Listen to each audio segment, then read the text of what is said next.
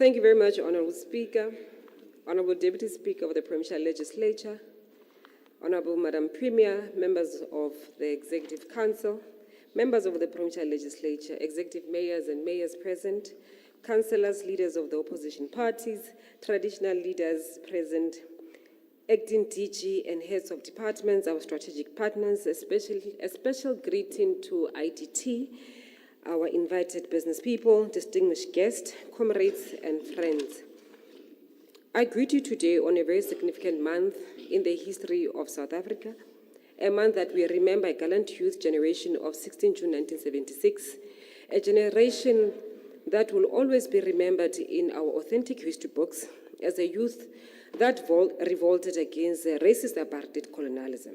Honourable Speaker, I must remind this House that it is the youth who propelled the liberation movement in South Africa to engage in an armed struggle against the then racist apartheid government. It is the student of SASO who kept the fighting spirit against apartheid when liberation movements were banned. The generation of 1976 have demonstrated that youth can always play a turning point in our society. The youth of today should follow in the footsteps of the 1976 youth and become agents of change. As we gather here today in this August House, it is with profound sense of duty and optimism that I present the budget vote for the Department of Public Works and Infrastructure for the 2025-2026 financial year. One of the critical questions this budget seeks to address is whether we are providing sufficient resources for job creation and maintenance of our buildings.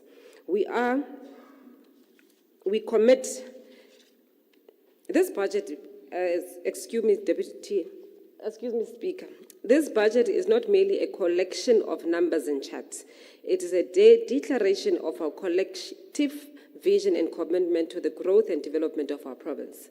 In the face of global and domestic challenge, we focus on economic recovery, infrastructure development, and substantial job creation. This budget vote sets the foundation for sustainable growth and service delivery, aiming to transform our society in a meaningful way. Our budget allocation reflects a strong commitment to government accountability and efficiency, ensuring alignment with national development goals and objectives. Honourable Speaker, the department's work is informed by 7th administration priorities, which found expression in the midterm development plan. The priorities are as follows: drive inclusive growth and job creation, reduce poverty and tackle high cost of living, building a capable, ethical, and developmental state. The department is contributing towards the attainment of all these priorities, with much more focus on priority 1, which is inclusive growth and job creation, whilst also integrating the public works sector priorities. One of the critical questions this budget seeks to address is whether are we providing sufficient resources for job creation and maintenance of our buildings. We are committed to ensure that these initiatives are well funded and effectively implemented, and create real opportunities for our citizens. As we reveal the financial roadmap for the Department of Public Works and Infrastructure, we do so with a clear understanding of our responsibility to set a trajectory for developmental that benefits all. The people of the Free State Province deserve a budget that prioritizes their needs, focuses on sustainable development, and eliminates inefficiencies. This is not just a financial plan, it is a political policy commitment to a brighter and a better future for all. Our pledge as political leaders is clear. Every rand allocated must serve the people of the Free State, driving tangible outcomes, and break the cycle of empty promises. The budget is designed to rebuild public trust and demonstrate a genuine commitment to progress and social equity. We are inspired to continue delivering the benefits of political freedom to the people of our province by creating avenues for them to access economic freedom. Honourable Speaker, the core areas of department includes maintenance of government buildings, infrastructure, development, property management, and expanded public works program. These key programs are at the center of the fight against triple challenges of poverty, unemployment, and inequality. The department continues to strive towards further professionalization of our labor force as outlined in the directives of compulsory training programs and human resource management and development for the public service. During the 2024-2025 financial year, the department prioritized the professional development of employees, bearing in mind that a competent, well-trained workforce is essential for achieving departmental objectives.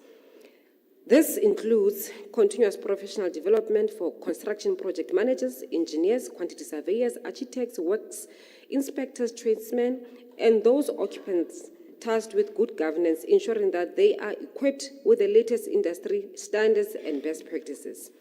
A recent skills audit conducted revealed targeted skills gaps within the built environment employees, particularly the works inspector and related cadre.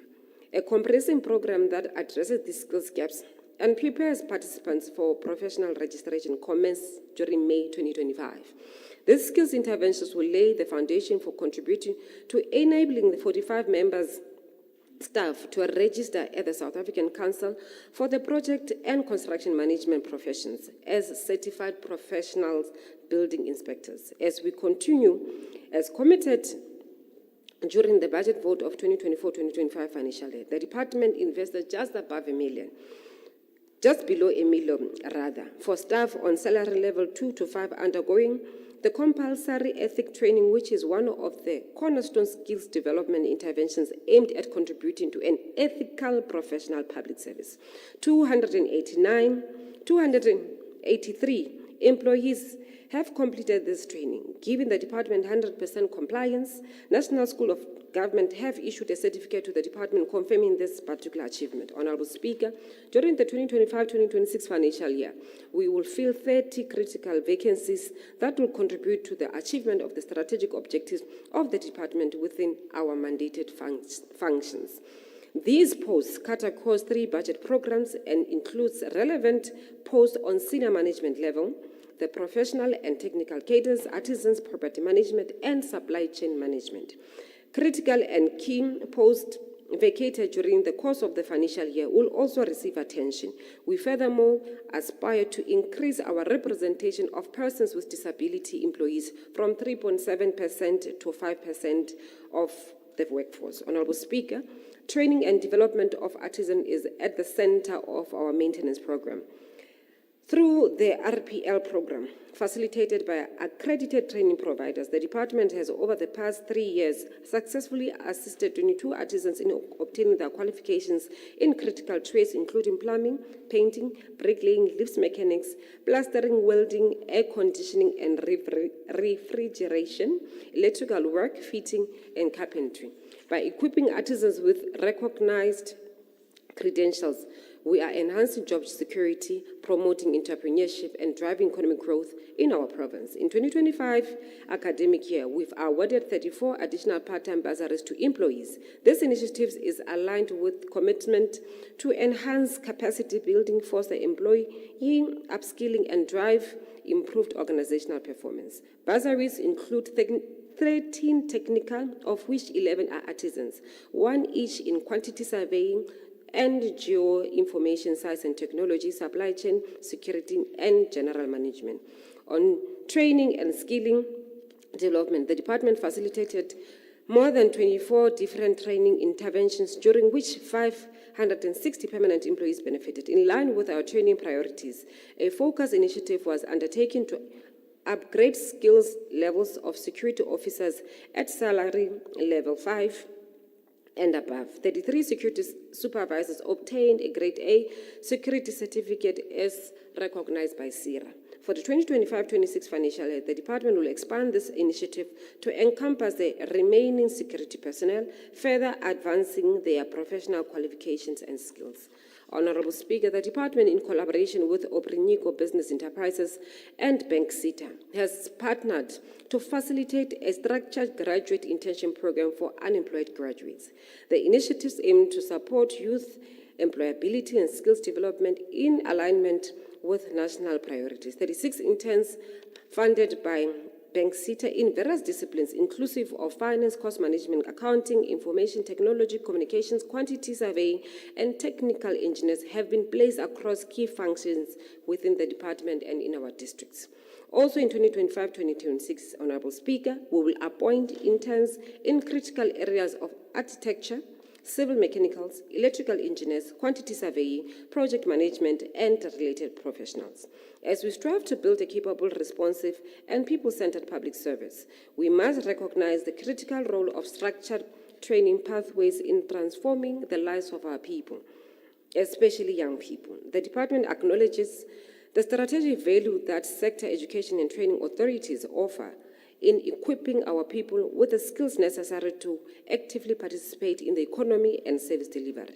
Our training portfolio includes critical development across different programs focusing on internship, learnership, expanded public works program, artisan development to strengthen our technical capacity in maintenance and infrastructure delivery. These programs are not merely compliance activities. They are transformational tools that unlock potential, restore dignity, and build economic inclusion. It also affirms our readiness to absorb and capacitate young people in a meaningful way. We believe these efforts will not only improve our internal capacity, but will also contribute to the broader developmental agenda of the province by increasing youth employability, promoting skills alignment, and advancing transformation. Honorable Speaker, investing in our people is investing in the future of the province. We therefore commit to forging strong, outcome-oriented relationship with SETAs to ensure that every opportunity to uplift, train, and employ is fully harnessed. Honorable Speaker, aligned with the overarching goals of the MDDP, the department is committed to upholding the principle of inclusive development and improved service delivery. Maintenance plays a critical role in this effort as it ensures the reliability of essential infrastructure for all citizens. Through coordinated planning and execution, we aim to enhance service delivery conditions, stimulate economic growth, and foster a sense of community pride.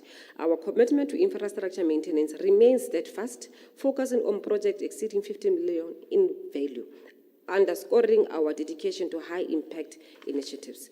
The department completed, Honorable Speaker, the department completed 7 renewable energy backup systems in 2024-25 financial year. The progress objectives include the installation of solar photovoltaic plants, renewable water heating solutions, and water and waste management. However, due to budget constraints, the department will focus on installing rooftop solar PV plants with backup batteries on 2 buildings, implementing renewable energy solutions for water heating using heat pumps, and retrofitting old lights with energy-efficient LED lights.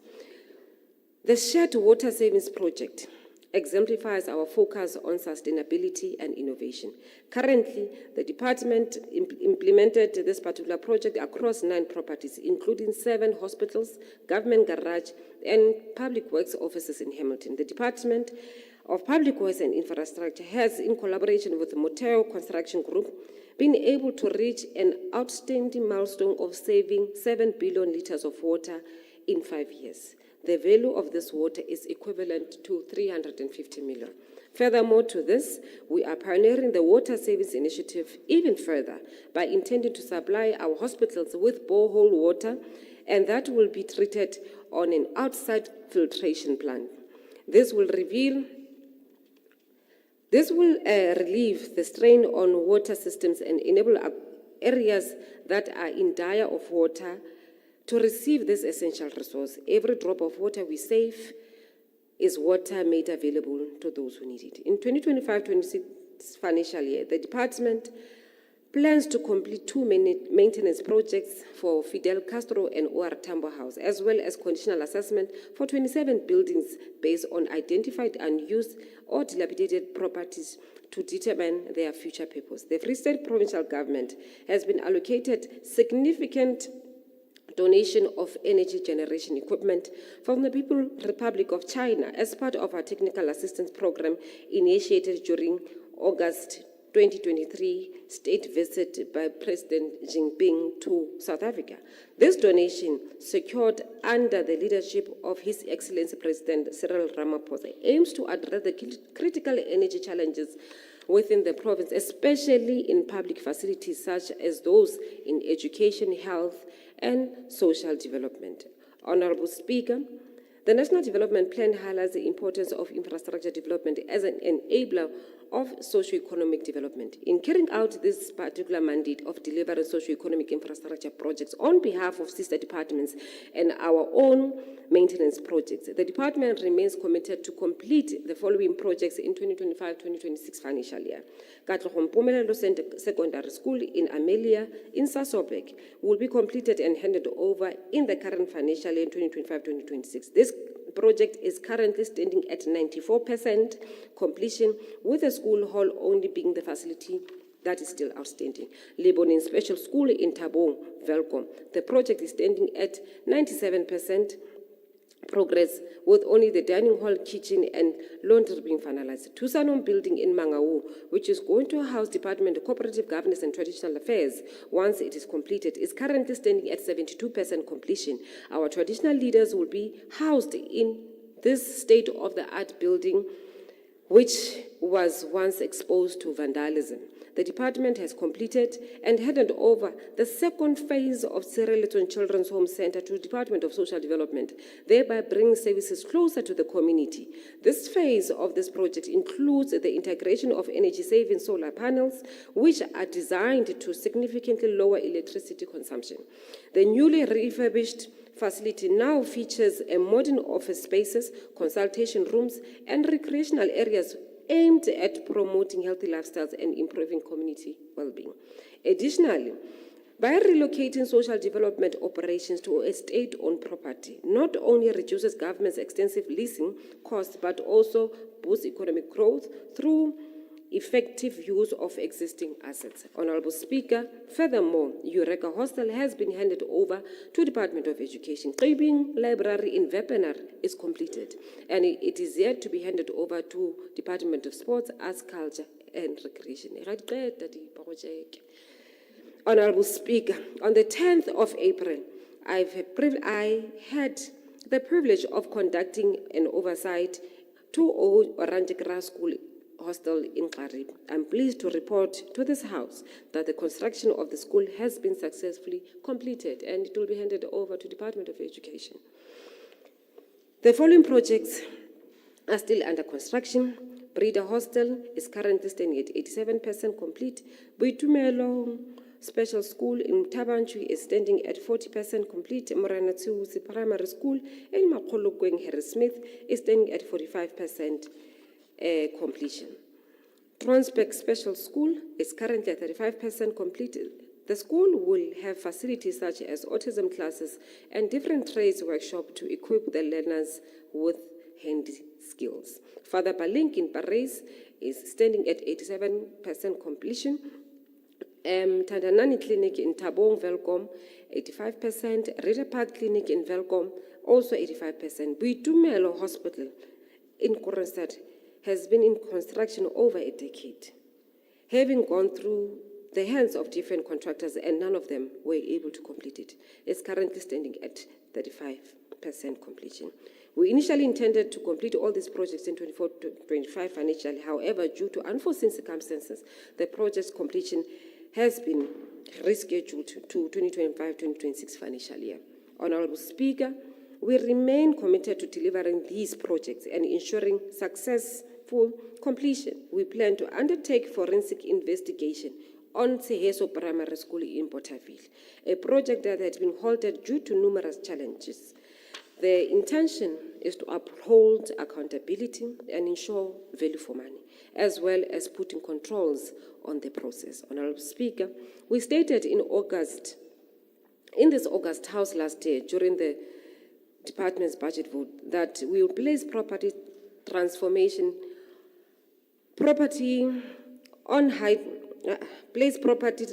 high on our agenda.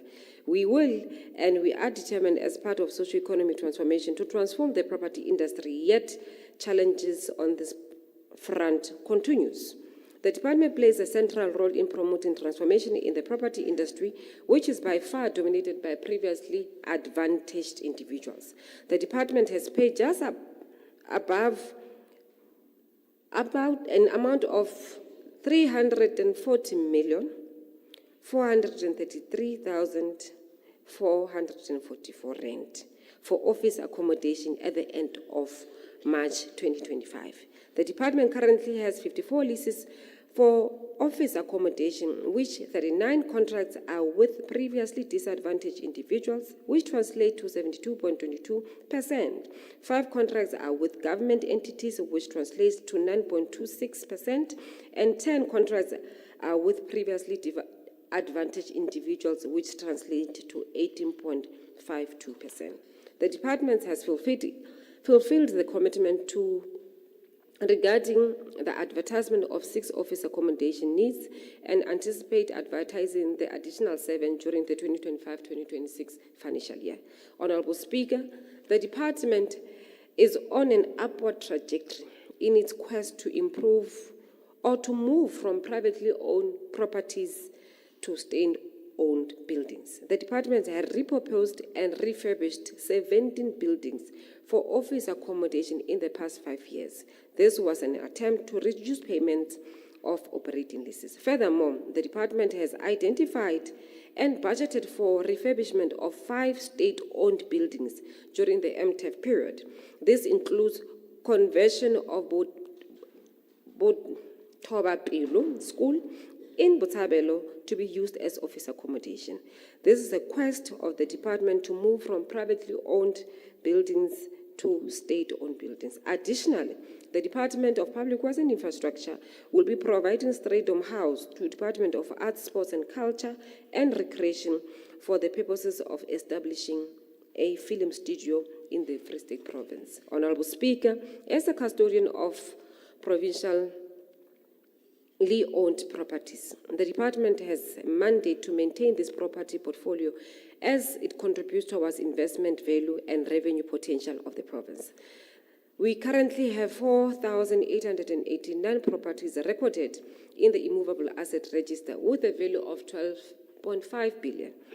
The immovable asset register complies with the minimum requirements of immovable asset register, and physical verifications are done continuously to ensure that the information captured in the asset register is credible.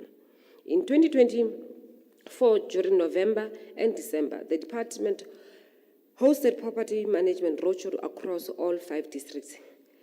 The primary goal of the roadshow was to showcase the immovable asset management by the department, as well as to highlight the 29 unused and dilapidated properties to be advertised through competitive bidding process, where interested bidders will be able to provide proposals on the best use of these properties in their current condition. The advert for unused dilapidated properties will be published during the 25-26 financial year. The valuable impact of this initiative will yield minimum vandalism in state-owned properties, improve and enhance local economic growth through generating revenue for the Free State Province. The department still has plans to adopt various models such as BOTs, which is build, operate and transfer, and refurbishing, operate and transfer. And the models will be tested in properties such as Nurses Home in Pelonom Hospital, Kopano Complex in Welkom, Voortrekker Hospital in Kroonstad, and Ramkral in Bloemfontein, inclusive to buildings as state land that will also be made available for developmental purposes. Honorable Speaker, it is with great pleasure to announce to this House that the ownership of Naledi San in Tabanchu has been transferred to the Department of Public Works and Infrastructure, or rather to the Free State Government by Department of Rural Development. The use of this property and other strategic earmarked properties will be geared towards contributing to the economic development of this economically depressed area. Department is in the process of identifying pieces of land that can be used by the Department of Agriculture and Rural Development for the development of small-scale farmers, with much more focus on youth. This program is meant to enhance on the already progressive program as led by MEC Rockman, which focuses on young farmers. As we continue to work hard in preserving our property portfolio, the department is concerned about the increasing incidence of theft and vandalism of our public infrastructure. We have invested in CCTV cameras and other electronic measures to curb this challenge. Honorable Speaker, Access to land is a complex issue with historical roots in apartheid policies. We'll forge ahead with the 7th Administration Commitment as led by Honorable Premier Mema Queen Letua Matai to make land available for our communities. As approved by the Executive Council on the 30th of April 2025, a total of 881 properties have been identified to undergo the disposable process in Extension 26, known as Phase 6 in Bloemfontein. Phase 1 will be focusing on the disposal of 168 self-built structures, with 98 of those structures will be disposed through donation to pensioners, unemployed, and child-headed families. The other 70 will be disposed of through sale to employed and self-employed individuals. The remaining ones will also be attended to in phases. Honorable Speaker, as part of empowering communities in Thaba Nchu and Heidedal Extension 25 and 26, the recent, Thaba Nchu and Heidedal Extension 25 and 26, with decent residential accommodation, the department has appointed a panel of conveyancers for a period of 36 months to fast-track the registration processes. Honorable Speaker, the department receives insufficient allocation to cover property rates and municipal services and continuously spend 100% of its own allocation. The original budget has always been supplemented with the increased during the budget adjustment process to ensure continued payments of property rates and municipal services to municipalities and other service providers. The budget for 2025-2026 for property rates is sufficient for payment of the current account. It's rather unfortunate that the budget for municipal services is inadequate to pay all municipalities, which has a negative effect on service delivery to municipalities. The current allocation covers a minimum of 2 to 5 months of the financial year for the medium to large municipalities. We rely on the adjustment budget process for an additional allocation to be allocated to small municipalities. The process to request additional funding at different fora will continue. Interventions are also in place to reduce the debt owed to municipalities. In investing, or in rather assisting municipalities to sustain service delivery, a total amount of 537 million has been paid for municipal services and 580 million has been paid for municipal property rates as the end of 31st March 2025. The department still has a projected shortfall of about 142 million for property rates and 824 for services towards municipalities. Honorable Speaker, our revenue enhancement strategy has not yet yielded positive trajectory. Our collection rate has not really been good. It has been significantly low. However, we'll continue to leverage on our asset base for more revenue. The original target for revenue was 77 million for the department. However, we managed to collect 40 million against the adjusted budget or target of 56 million in 2024-25 financial year. Honorable Speaker, the Free State Province has a target of 30,000 job opportunities in 2024-2025 financial year for all public bodies participating on EPWP program.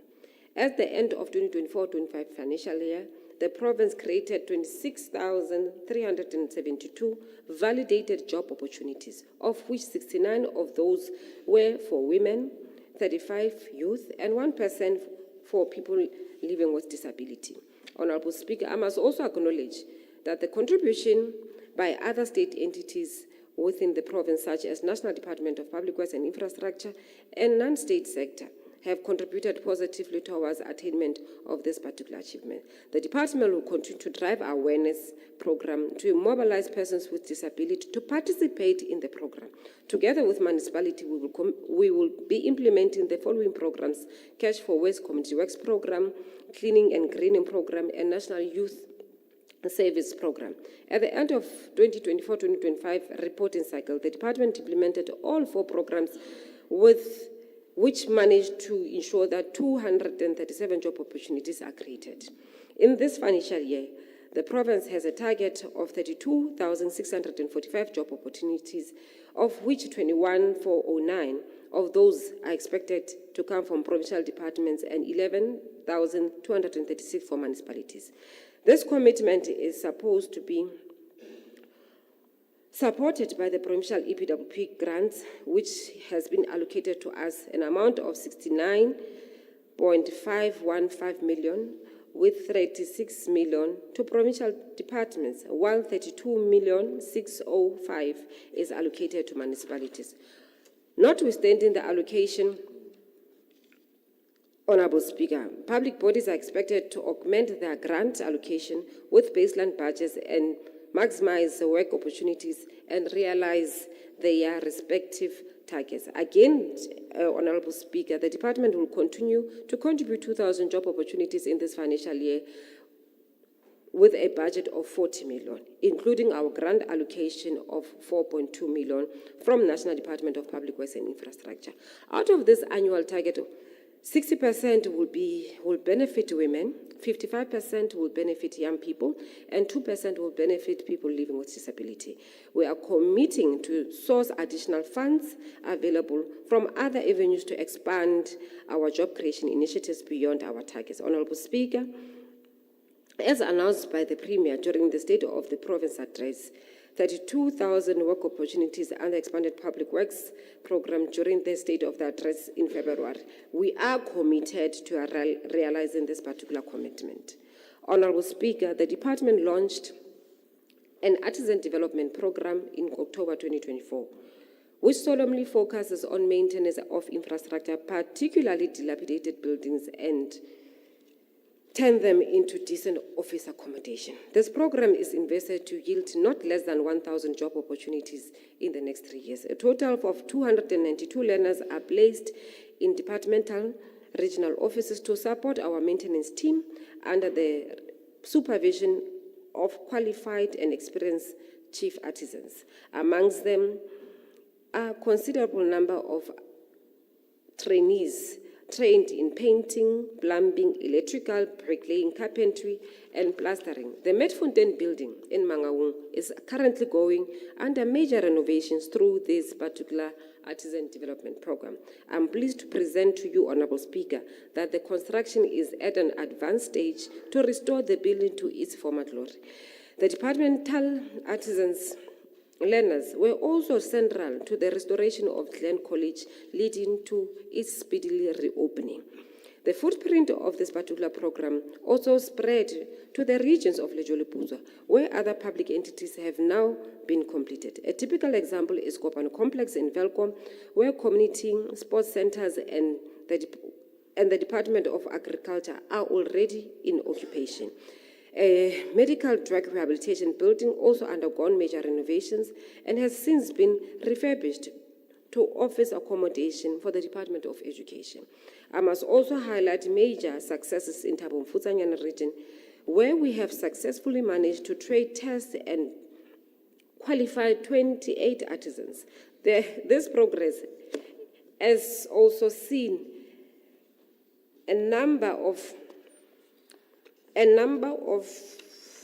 buildings being renovated and handed over to client departments, Department of Health, Department of Human Settlement, DSTIA, SASSA offices, administration block, benefited from this particular program. I'm pleased, Honourable Speaker, to announce that we have successfully forged partnership with some of the municipalities that have embraced this concept. Mantsopa will receive 53 learners, Setoto 20 learners, Dihlaben local municipality 12 learners, Mesimaholo local municipality 21 learners, Ngwate municipality 20 learners, and Mashaben local municipality 20 learners.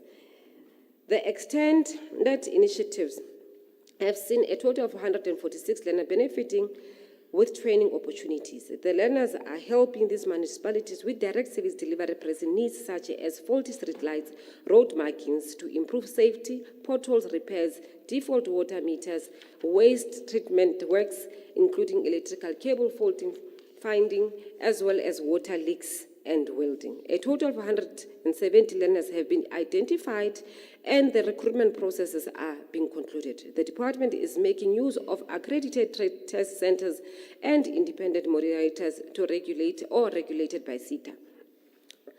The department has planned with sector education and training authority in ensuring equitable funding support for this program. I'm pleased to announce to this House that to date we have received a commitment from Construction CETA of about 9.9 million for training and development of our participants.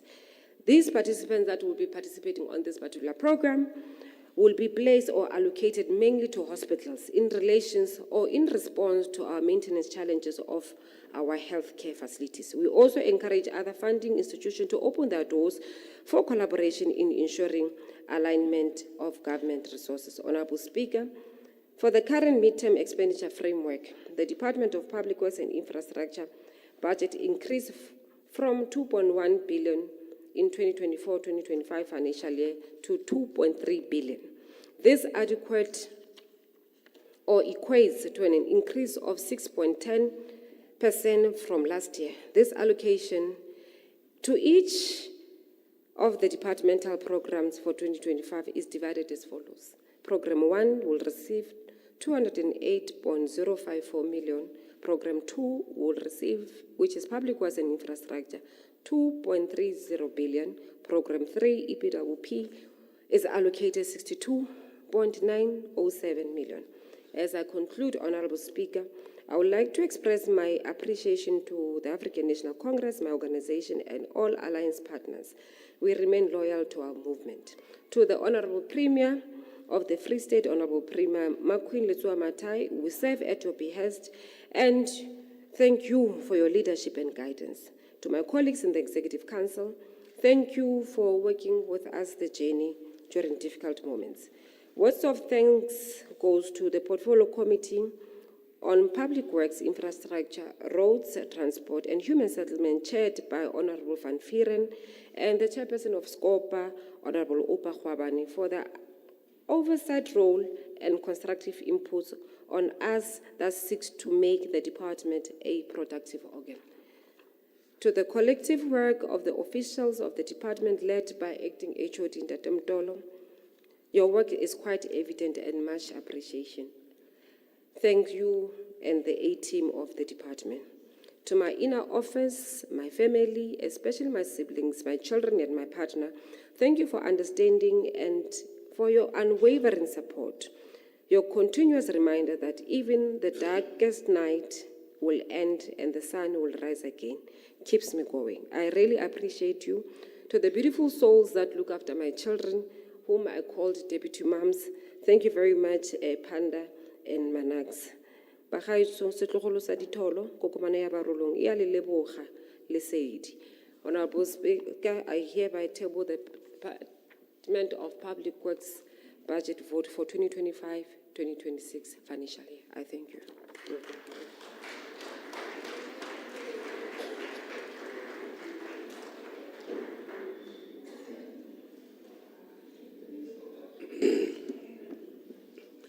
Thank you. We proceed to the debates, on the MEC's presentation of the budget vote of the Department of Public Works and Infrastructure. Honorable Haurekwi.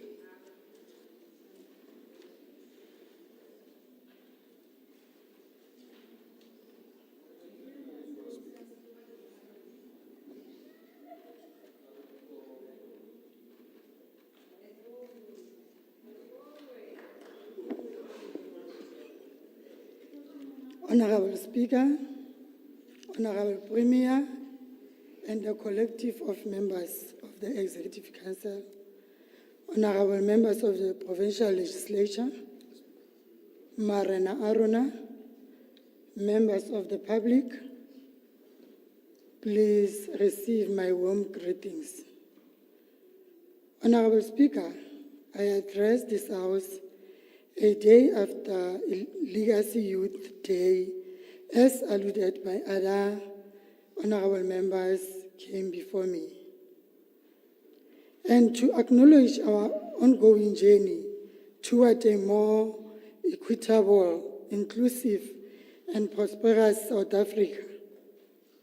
On this significant month, we not only commemorate the courage and sacrifices of the youth of 1976, but also reaffirm our steadfast commitment to fostering a society in which every woman, every young person, and every individual living with disability is empowered to actively contribute to shaping the future of the Free State, particularly in the essential field of infrastructure and development. MEC Mantje delivered a comprehensive and inspiring budget speech that demonstrated a strong political commitment to infrastructure, job creation, ethical government, and public sector professionalism. MEC, I'm in agreement with you that the people of Free State deserve a budget that prioritizes the needs, focuses on sustainable development, eliminates inefficiencies. This is not just a financial plan. It is a political policy commitment to a brighter and better future for all. It is indeed true that the Free State Strategic Growth Agenda and Special Plan framework serve as a guiding instrument for the province's socio-economic development, as the two framework outline a cohesion vision for sustainable growth, equitable resources distribution, and spatial transformation. Thus, the commitment of your department to reverse years of apartheid injustice in expiring and appreciated. Honorable Speaker, the department is correctly focused on training and capacitating the public servant who are critically in delivering services to our people. We appreciate the commitment and continuous capacitation of artisans in obtaining formal qualification in critical trades, including plumbing, painting, bricklaying, plastering, welding, air conditioning, and electrical work. The above skills are extremely critical for the economic growth and job creation in our province. Please never get tired, MEC, to contribute to the people of the Free State, as you are correctly doing through these trainings. Speaker, EPWP, as it relates to artisan development and professional training initiative, reflect a clear understanding that infrastructure without people is indeed empty. The infrastructure development should be anchored on the people, as we need human capital that is able to deliver efficient service delivery.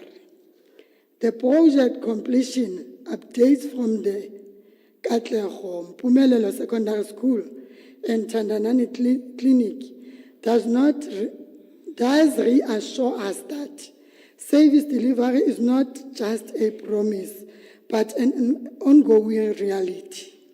This project has the potential to change lives, especially in those areas.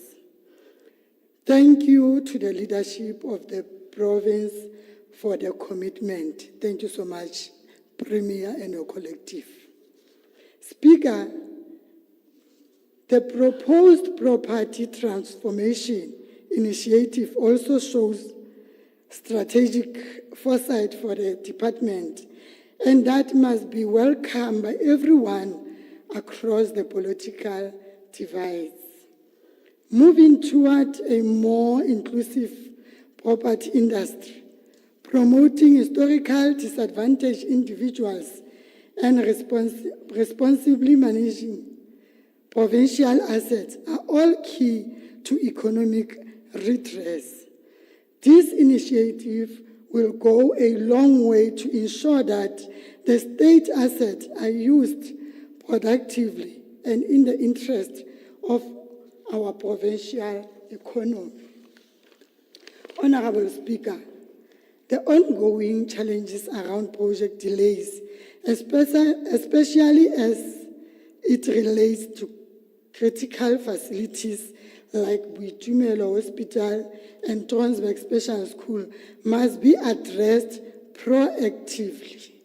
Even though we understand that the delay are sometimes due to unforeseen circumstances, consistent project slippages over multiple financial years threaten public confidence and impact negatively on service delivery. The dedication of the MEC to address these challenges give us hope and optimism. We wish to all urge the department to absorb these artisans into permanent jobs, and recruited interns should also be retained in the public sector and their skills be used to increase service delivery. Honorable members, we need to commend the department of its commitment to transparent, ethical, and inclusive public service, but let us also remain vigilant and ensure that every rand allocated is matched with impact and life-changing actions. The Free State Department of Public Works is not just about bricks and mortar. It's about building communities, creating jobs, enabling service delivery to the people of the Free State. And I'm convinced, Honorable Speaker, that the budget vote has fully addressed all the above areas. In conclusion, ANC support the 2025-2026 vote for the Department of Public Works and Infrastructure as presented by the MEC. I thank you, Honorable Speaker.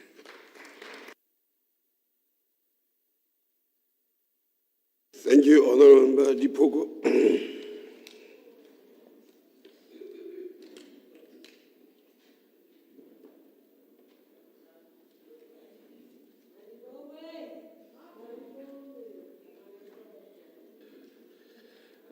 Thank you very much, Speaker, and greetings to the leadership of the EFF, Honorable Machabalala, and Kiwani Kutlon Zodimedis Maren, Haksobaboni, Avaletin Kamana Kiva Dumedise, Sechava Sesitle Safari Stata Dumelang. Speaker, I think MEC Pile Atlamon. Speech adoptions of the budgets and all of that. She must first account of where it's in disruption in this city. More like I want to make so how I feel. The buildings, I get custodian at the buildings. She must account, receive or understand what is happening. In some of your the key priorities, MEC, when I puso ya how ya GNU. Le hlalosa ntho thweng ke inclusive growth and job creation. E kare le ntse mathata mono e mo mona o balabala diketekete tsa di jobs created amongst which o bala PWP, and I continue not to understand this PWP. One of these the transfer skills to the artisans, perhaps that makes sense to me. But there's this approach here, EPWP, where you take your own comrades, which I see as nepotism, Botloba along all over the province, Moba Fielang, Akitibu Fielo, Marba Fielo, which I believe that is somehow inalodious Ritinha. But some of these people, Bafielang, the property estates are housing under your custody, MEC.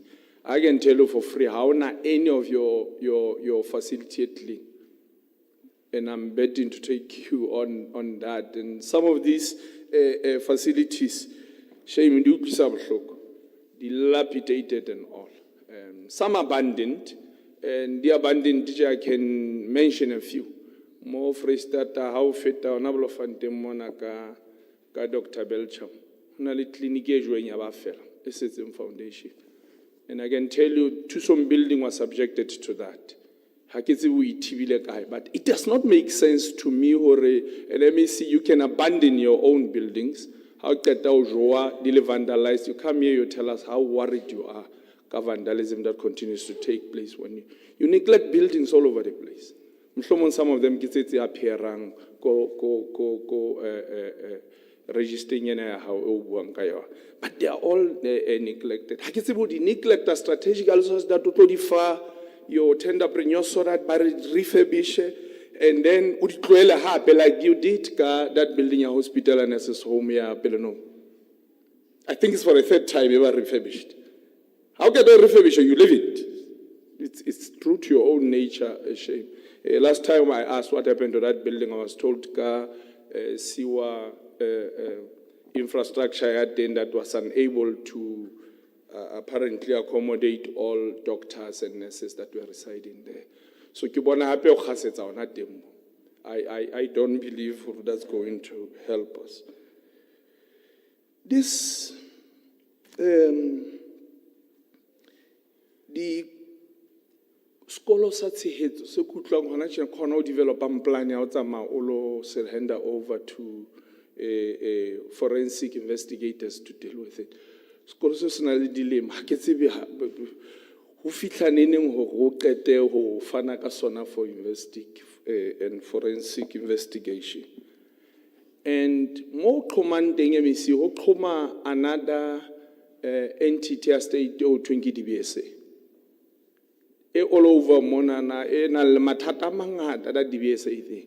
There's never a delayed project. In fact, I think on a delayed project, it's a ngata of it, what you can count. Including some of them to develop more completely. Tsireletso being one of them. They being delayed. I don't want to count DBSA, but DBSA continues to be a common factor in some of these delayed projects. And Opatale Dimaspala, MEC. You are delaying progress. How get the concern development of our own people and municipalities, which are at a cold face here, service delivery. By Hempara, where? Kakoloto, Sahau building yaha. So you can do much. You'd love to say, Speaker. Address and personal. Through you, Speaker. Thank you. Where? Building. Ta. The book.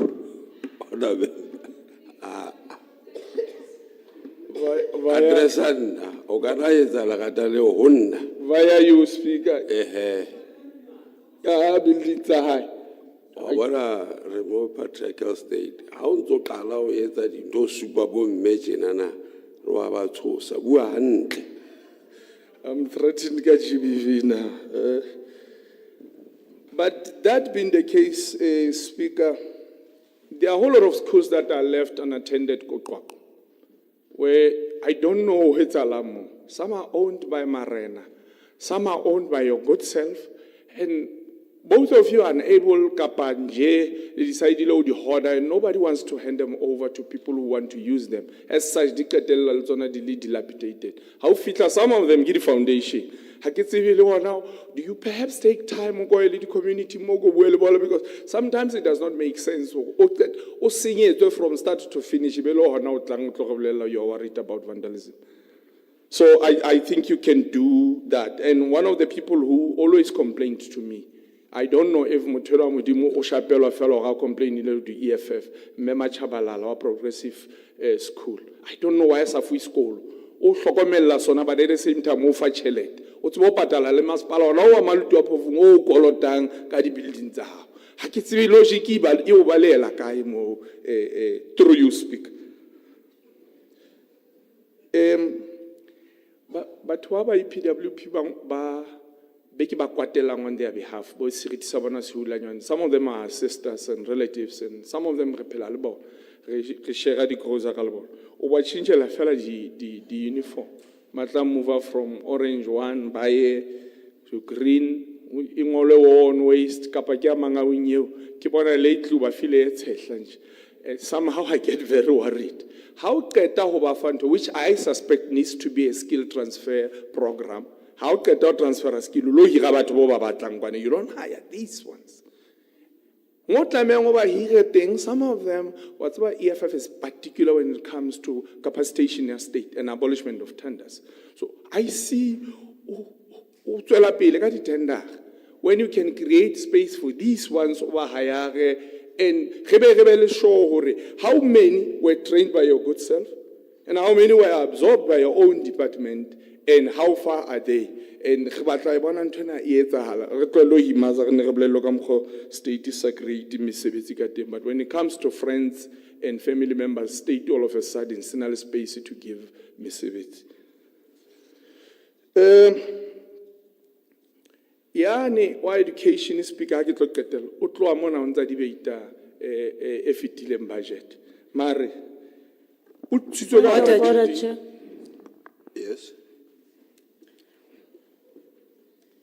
Can really, honorable member, I'm a male addressing people. Can't be saying to members of Bowane in this house, really, Chairperson, Speaker, Ikopa Mokhalemela. Ke la ka o kgalemela. Ko bona o kgasetsa bothateng bo. And haholo ka re ha tla ka bomme ka mo ehlile o na le mathata so ne ke kopa ha go kgonala ampa na dule fatshe kapa o no re tla kopana ka ntle. Honorable Premier, tshoso ene kana ya batho ka ntle ke eng? Honorable Speaker, re lo bua fela ka ntle re le bomme le yena. Oh, okay. Re mo tsebise go bomme ba bohlokwa kae ho yena. Morena ka. Empa re ipatile. Ke kopa o hlokomele o lo ba le mathata o lo bua le mme ke o kopile ka ra addressa nna. Speaker. Yes. Thank you, Speaker. No, Speaker, I think this Ntwenaya GBV needs to be taken seriously. We can't joke about issues of GBV. Ke hlekefetso gore o ka ema mo pela public o bo bitsa motho wa mme wane. In fact, I think the honorable member should withdraw lebitso wane. We need to respect women, regardless of who we are. Thanks, Speaker. Ke hlekefetso ya bohle. Ke hlekefetso ya bohle. Honourable Speaker. Member ya ela ke eng ka lona fanda. Honourable Speaker, ne kopa ho botsa hore na why EFF e le siyo listing ya di-debates. Re fumana ba se ba le ka mona empa in the list of the debates ha ona lebitso, Honourable Speaker. Maybe ha re ka fumana lebaka la tseo mohlomong ke tse ding tsa dintho tse etsang maemo a tjena. Thank you so much. Yo hopola hore speaker o momo. Tse ding tsa dintho le tla di lokisa mo le tlamelo di lokisa. Empa speaker o momo na. Me a ke a tsa phoso ka o bitsa member. A re address ena. E yono ke engwe ka thoko. Ndate Dipopo. Ngwana ya sa batong o kgalengelwa hangata. Wa cha. Ha sa tshile khona batlang hore a bone ntona ke kotsi go kgalemetse. Ka re tlwella go ya go batho bana di members tsa legislature. Addressa nna. Jalo wena o sebedisa o etsa botsotsi hore through you speaker bo re wena. Hula mantswana morena ka.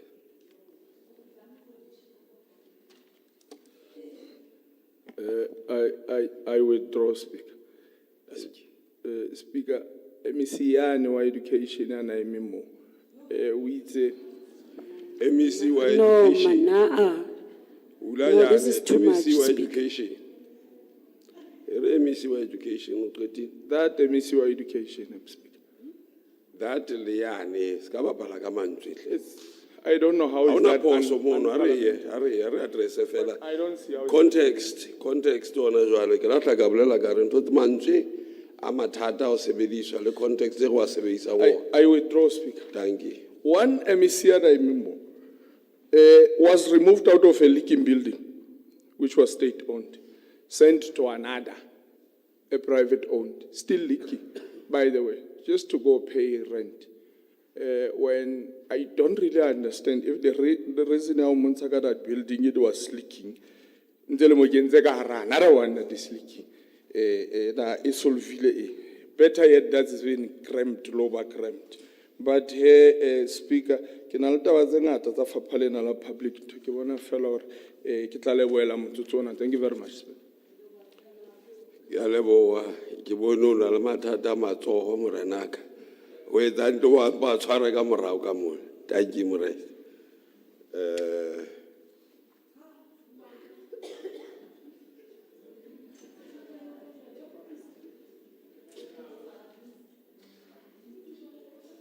Honourable Member Mokoena.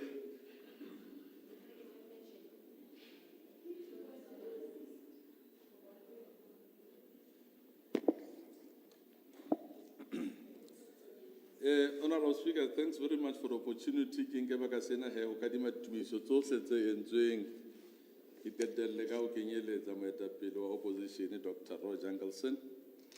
Honourable Speaker, while we debate this budget, we should perhaps not consider how much has been spent, but rather how wisely funds allocated to this department are being utilized. This department is a foundation on which the province rests. It must support government institutions through the facilitation of sustainable built infrastructure, managing government fixed assets, and reinforcing economic growth by coordinating and monitoring EPWP programs. A foundation of a structure is never seen, unless, of course, if it is an RDP house built by the ANC government. Honourable Speaker, while a foundation is never seen, it is the most vital part of any building structure. If your foundation is not deep enough, strong enough, or straight enough, the rest of the structure will be flawed. So too must this department be the foundation on which the government rests. It must ensure that its house is in order so that the department can function optimally. Unfortunately, this department has failed in fulfilling its mandate to the people of the Free State.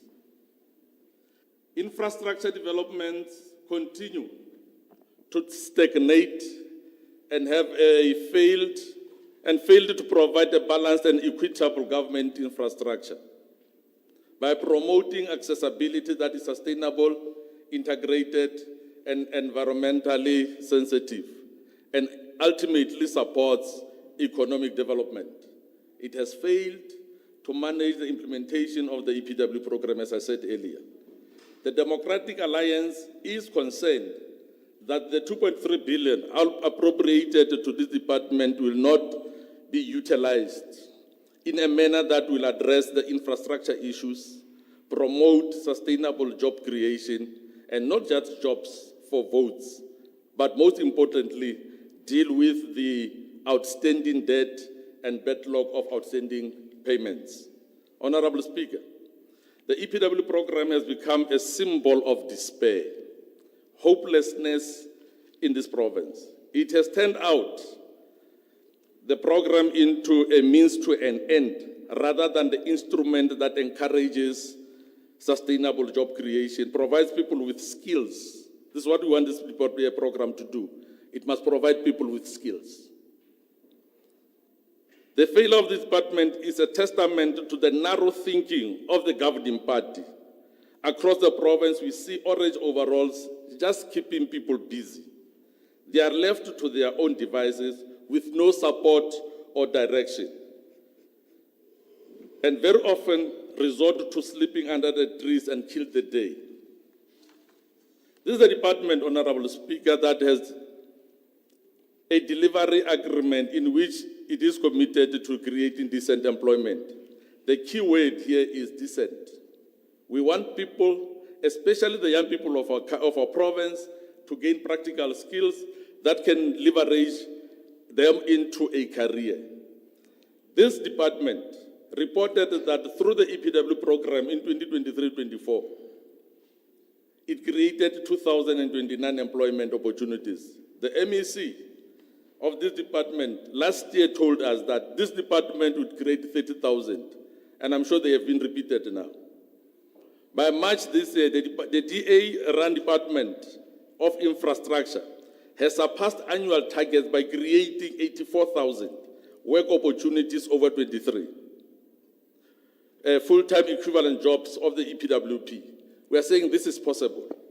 This shows that the DA-run Western Cape government is stepping up in working hard to build a resilient, prosperous province with a growing Order, economy, Speaker. which is No, rich Honour with Member. jobs opportunity for all. You may have your seat. Okay, Speaker, I just want to check whether the honorable member is willing to take a question. Honorable Speaker, I'll do that if the time allows. DA haina mmuso. The DA is a party of empowerment and not exploitation. Yes, I know we are not in the Western Cape here, we are in the Free State. But we are comparing apples and apples. We are doing that. It is possible to ensure that our people can get work that gives them dignity. We must show this government that the people of this province, what it looks like when a thorough economic growth, job creation, and not offered in exchange for favors or votes. The project mane ha re di sheba ka bokgutshwanyane. Pesa feleng ke hloba boroko. Ho na le tleliniki Thabantsho mane e bitswang ka hore ke Dinane. Ke lemo tse 5 e so fele. Ho na le hostel mane for Risberg ya bread. E sa le kala ka 2018 le ka sheno e so fele. We can indicate that last year the MEC ula eme mona re bolela hore no ka October that hostel will be handed to the Department of Education. It has not happened up to date. Ha iso etsahala. Vogelfontein ke sekolo se ne se hawa ke Department of Infrastructure here. Who spent 18.5 million on that particular piece of land. There is not a brick, there's nothing. This department must live up to the expectation of the people of the Free State. They must deliver on the mandate. Ya tseba basebetsi mmoho le nna mona ba tla ba tlo bua ka hore mesebetsi ba etsang e fa setjhaba sa Free State seriti. Empa ho batswadi ba bana bano ba kenang breda mane ba tshwantse ba sebedise clinic yan mane bana ba tshwantse ba sebedise sekolo sa Vogelfontein ba tlameha hore ba tshele ditsela hana jwale. There's no dignity there, there's no service there. Hona ke nnete e sa bue ke ANC kapa ke DA. Hona ke nnete e mang le mang a e bonang. Ntsamaiso Tpisana meaho ya mmuso e tla sa boikarabelo ba lefapha lena boholo ba yona ha bo maemong a matle maemo a teng a mabe. Ke bua ka meaho e ka tlisang tjhelete ka hare ho lefapha lena le hloleng ho patala dimasepala. Bothaville man meaho e teng, Bethlehem, Viljoenskroon, Lady Brand, Welcome, meaho e ka kenyang tjhelete mona e eme fela ebile boleng ba yona bo ntse bo putlang. Ho na le meaho e emeng fela e sa sebedisweng ke mafapha man. Batho le mekgatlo ba tla lefapheng lena ba tlo kopa meaho ena. Empa lefapha lena le isa batho hodimo le tlase. Re le Democratic Alliance re batla fela meaho ena e lokiswe e lokisehang. E rekiswe e ka rekiswang. Mahlatsipa a tlhekefetso a hloka moo a balehelang teng. Re ka ba fa meaho ena batho ba nang le dikretjhe di kenelang ka hara mekhukhu ba ka thuswa ka meaho ena. We are therefore saying the consequences of failed infrastructure projects are far-reaching. It is also in potential job creation, contractor development, and economic stimulation. The responsibility of this department stretches further than buildings.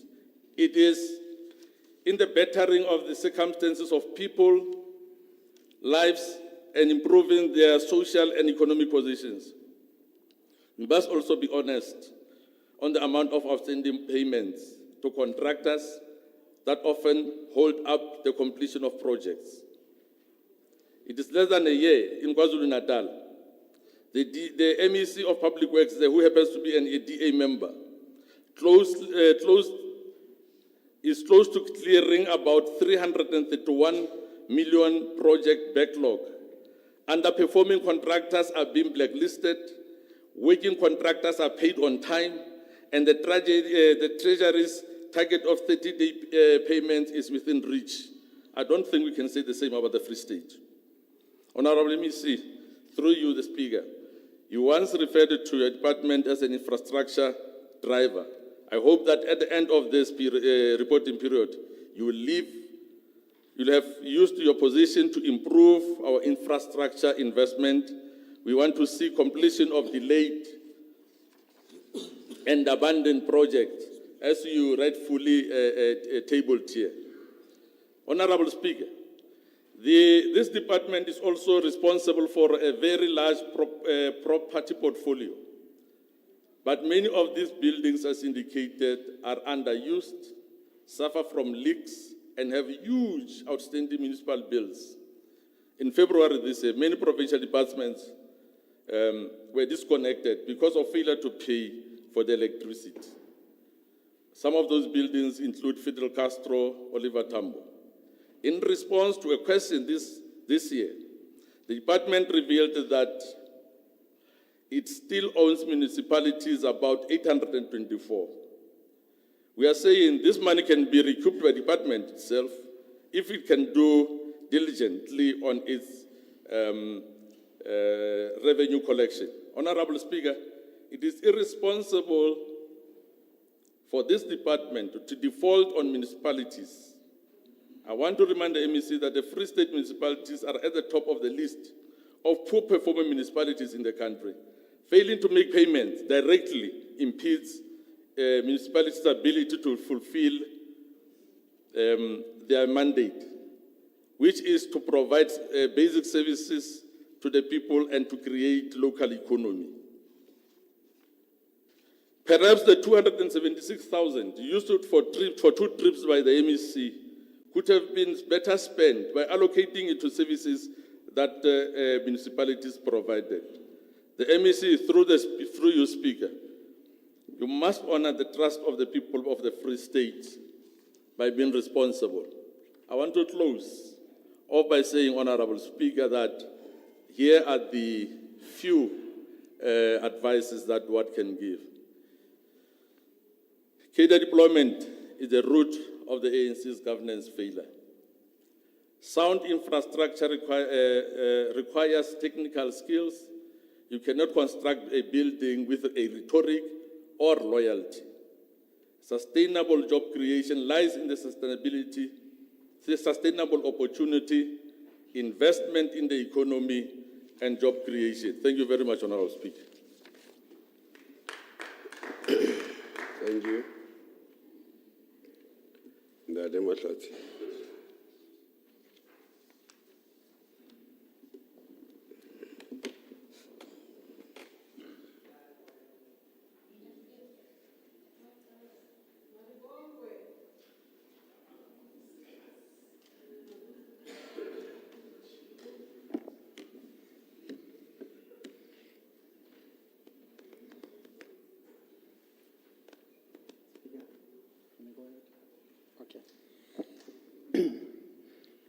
Honorable Speaker, Honorable Premier, Honorable Deputy Speaker, Honorable Chief Whip, Chair of Chairs, colleagues in the executive, honorable members, government officials and in respective portfolios, members of the public and Free Staters in general.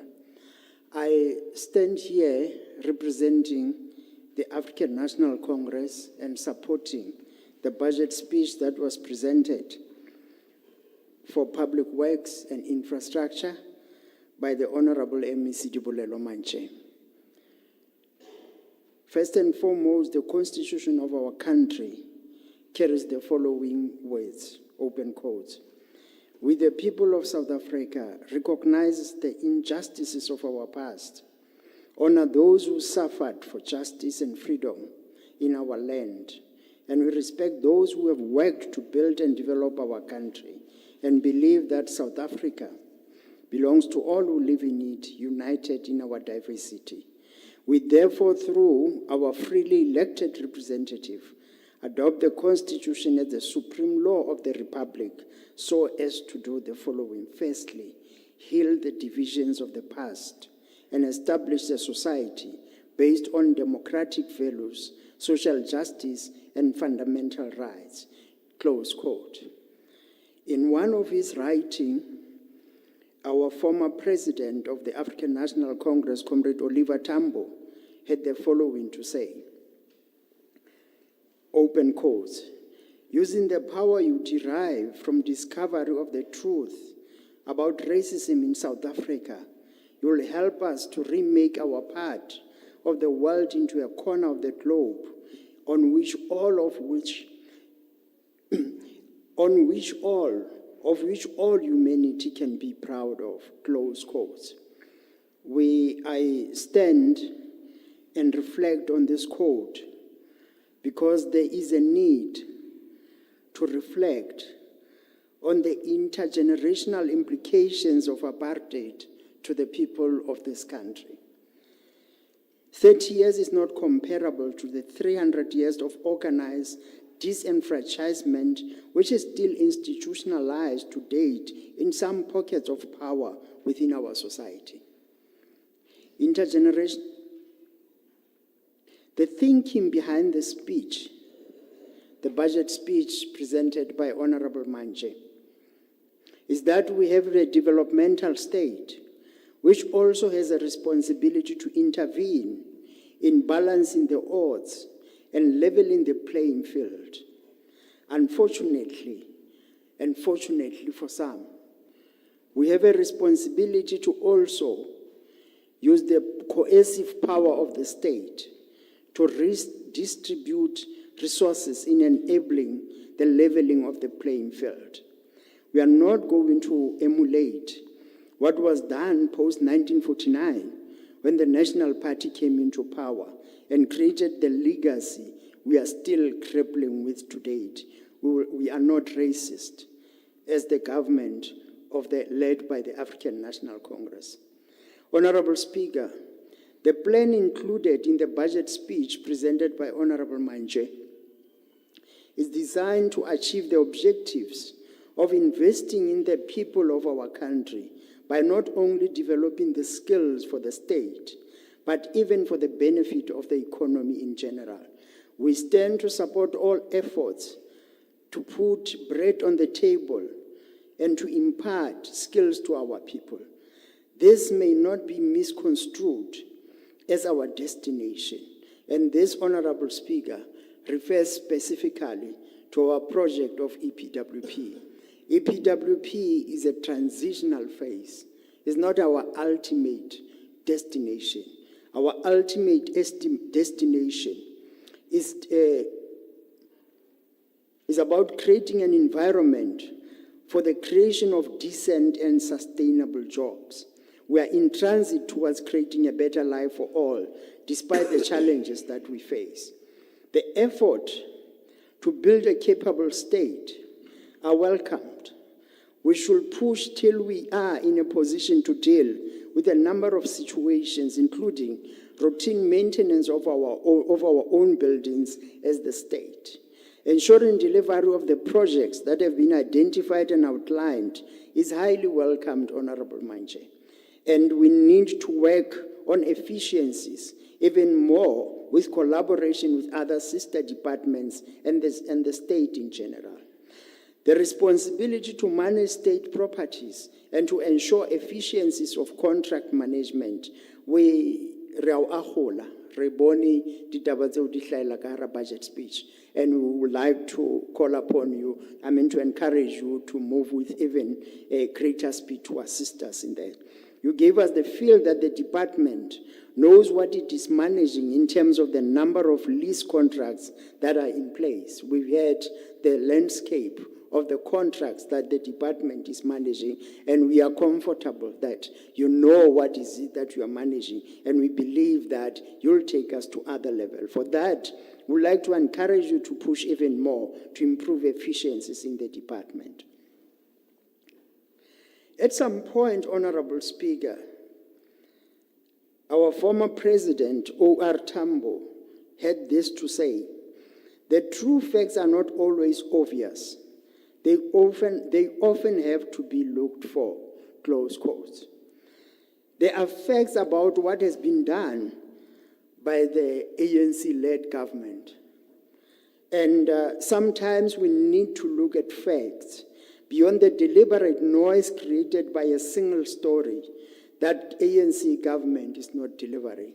And it also reminds us of a saying that sometimes when a lie is told over and over again, even the person who tells it tends to believe that the lie is true. So that's something that is very important to keep in mind.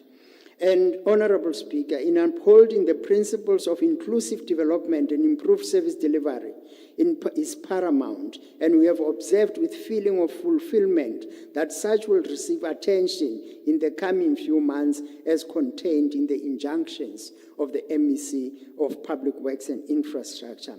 Diversifying energy supply to government buildings is welcome to manage the electricity bill and to ensure energy security.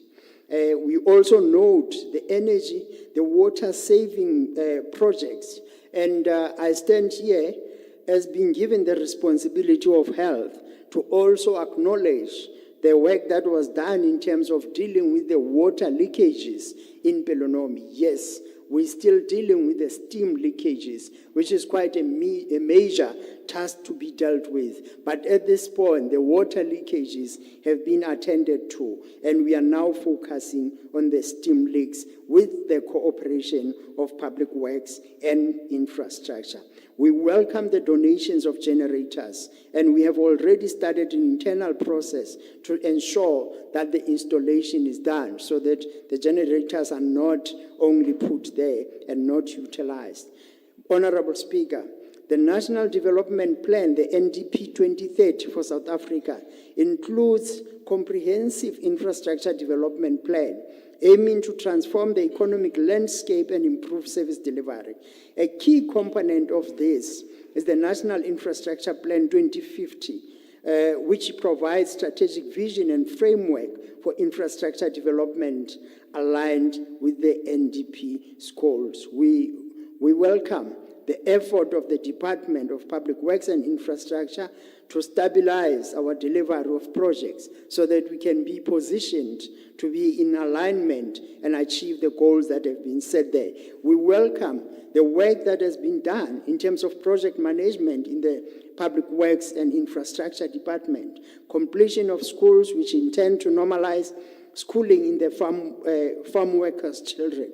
And this, Honorable Speaker, is something that's very important and very close to my heart personally. The main intention behind the development of a project of farm workers' children being put in hostels is something that's very important, because this is trying to shield them from anomalies of living in farms and the instability created by migration between the farm. The pain of farm evictions and school closures. Children and parents are being dumped on roadsides after evictions. The decision by the Department of Education to house children of farm workers and farm dwellers in hostels was a better option than the children witnessing what their parents go through on a daily basis in a form of harassment. Information shared with the Portfolio Committee on Agriculture was informed during the public hearings that farm workers suffer terribly in the Free State farms, and this can be obtained from the National Parliament archives. Honorable Speaker, the last reference I would like to make to the President, Oliver Tambo. he mentioned at some point, I open quotes, the land on which the cattle grazed was communal property. It was owned by no one. It was nobody's private farm. It was common property of the people, shared by the people. So the practice of sharing was central to the concept of ownership of property, close quotes. Letting go of properties that does not have potential to contribute to the economy into the foreseeable future is something that is good, Honorable Manje. Please proceed with that project, and we believe that it will take our people from one level to the other level, letting go of land which our people have settled upon so that ownership of land is diversified. This would also be important. This is also important in that in as much as the code from OR make reference to the point whereby when the colonialists reached our country, and they privatized the land which we treated as communal, historically and based on our nature and the practice of Ubuntu. They came and they put private property titles on that. We have a responsibility as the state that has been given power to redistribute resources and level the playing fields to correct that anomaly that we have inherited. And finally, Honorable Speaker, yes, there is a need for all of us to lend a helping hand in terms of protecting the properties of the state, which we all struggle to build and, and maintain. Yes, it's true. We're struggling a bit, but we're getting there. And the plan that has been put on the table is clear that we're moving somewhere. Honorable Speaker, if I may, there's a mention about the issue of cadre deployment. And it's something that is quite interesting and coming from people who have been able to, perfect the skill. It's just unfortunate that they didn't give it a name. And I think our sin is only that we have given it a name and it's known. But they do it more effectively and efficiently more than any of us. And because it doesn't have a name, nobody speaks about it. And we are supposed to be carrying this sin. We are sinners just because we gave a process a name. That cannot be acceptable, Honorable Speaker. We remain true to our commitment to making sure that the state functions properly, and we are not going to be held at ransom by our policy, which almost all of the political parties in power have a similar policy, and probably most of it unwritten because it's a power that's vested on a leader and being implemented through dictatorship.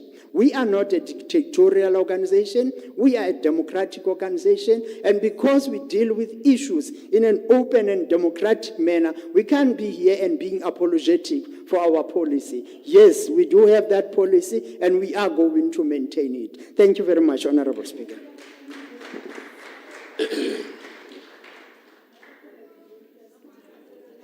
The Honorable MEC may now reply to the debate.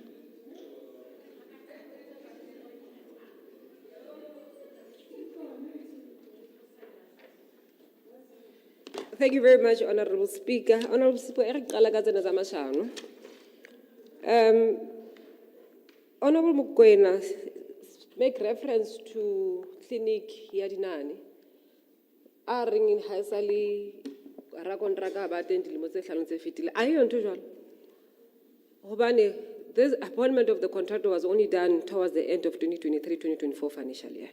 So there is no such thing. So he is misleading the House, and he must actually withdraw such a statement. Two, on EPWP, our targets, how Sheba, our target for 2024-2025 financial year was 30,000 job opportunities. However, we managed to achieve 26,000 job opportunities. You see, reading is important, and listening is a skill. Now, maybe you did not have a copy, but most probably all of us got copies of this particular speech with this particular detail. So it's quite important that as we speak, we are conversant in terms of detail. Honorable Speaker, It's quite unfortunate that we come to this house and people choose to undermine a program called EPWP. Myself, as MEC of Department of Public Works and Infrastructure, I'm a former participant of this particular program. At some point, it put food on the table.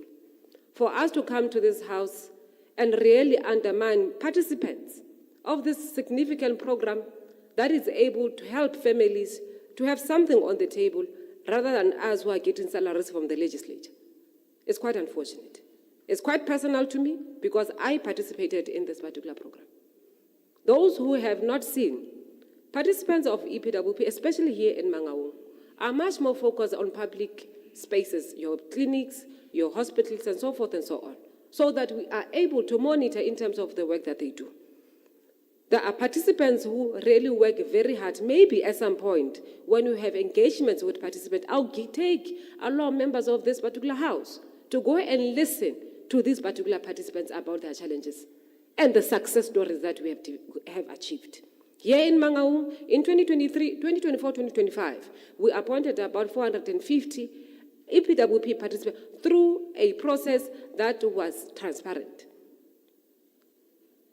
We have taken a posture as the department that we are going to advertise this particular post because we've been accused of huhira baduka masiu re kitima re sa jwang. That is why we chose a process of adverts to deal with the issues of what we call nepotism of anything of that sort. Honorable Speaker, issues relating to transfer of skills. In this particular budget vote, we make reference that our artisan development program has yielded positive results. Today, some of the participants who are participating in this particular program. It will be a shock for them to hear members of the legislature, but where it's Amulao, they are unable to conceptualize an idea that is assisting government and assisting them. By the way, those who are participating in the artisan development program, there are any plus minus 3.5 as part of their stipend.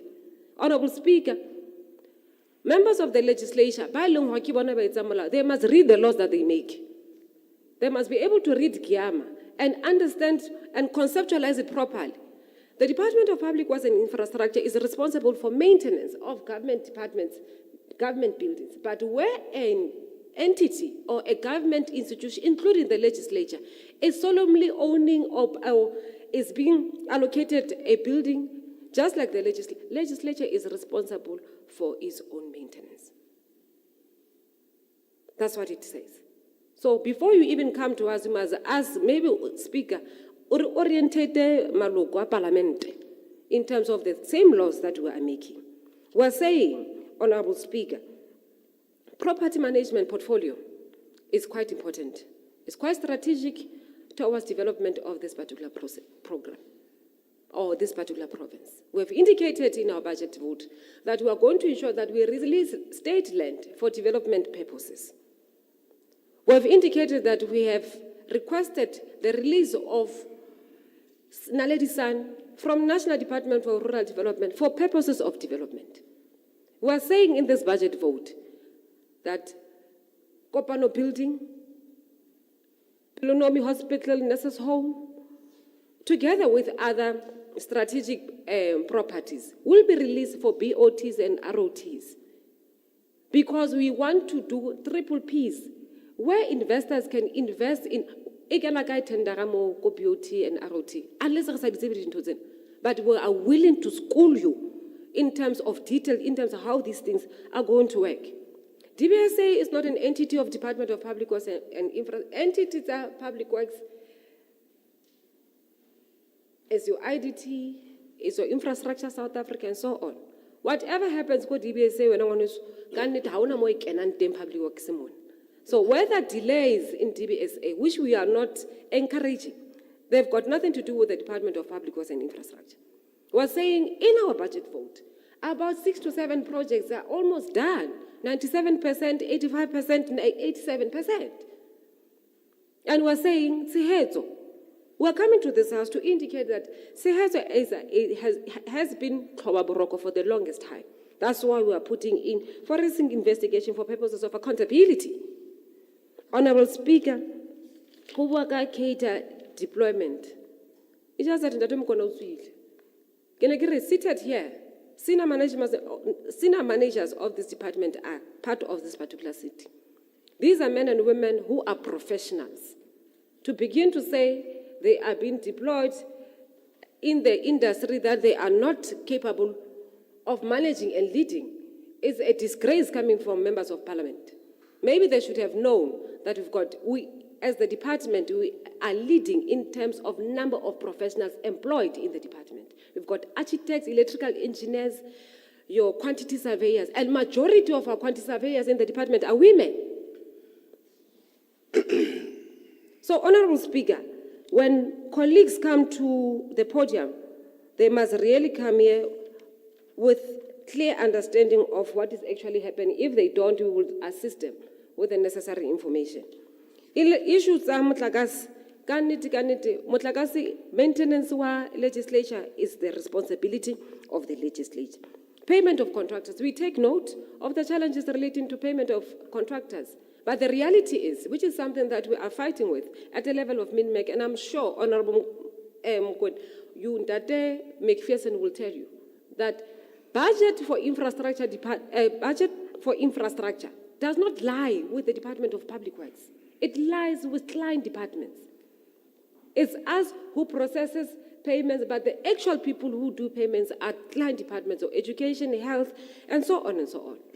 And we've been raising this particular matter with the portfolio committee, that we wish that the infrastructure budget can be brought to Public Works so that when we deal with issues of non-payment of contractors, we are able to take total responsibility. We really want to drive infrastructure. Of course, I'm sure Honorable Minister McPherson will also indicate to you that we are the proponents of this POT and ROTs. Honorable Speaker, payment to municipalities, it is our view as a department that municipalities must be paid. And I think in the State of the Province address, Premier addressed this particular issue.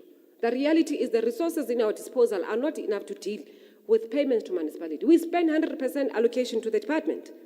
It's here in the speech.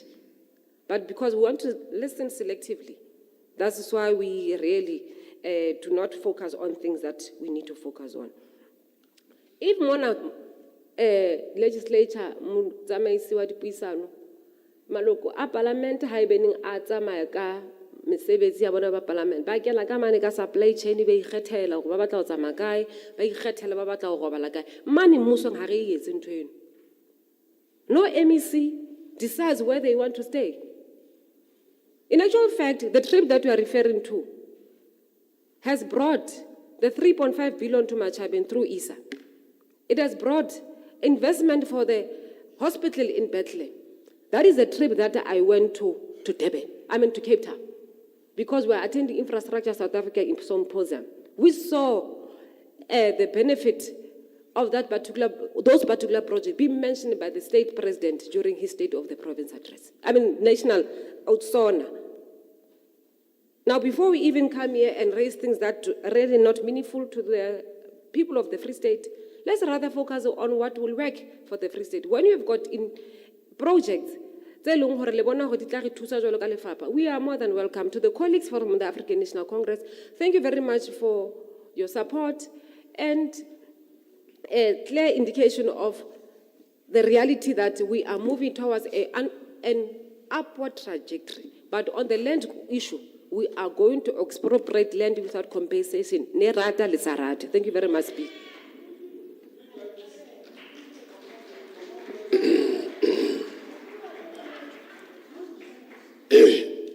The reply by the Honorable MEC concludes the debate on Vote 9, Public Works and Infrastructure.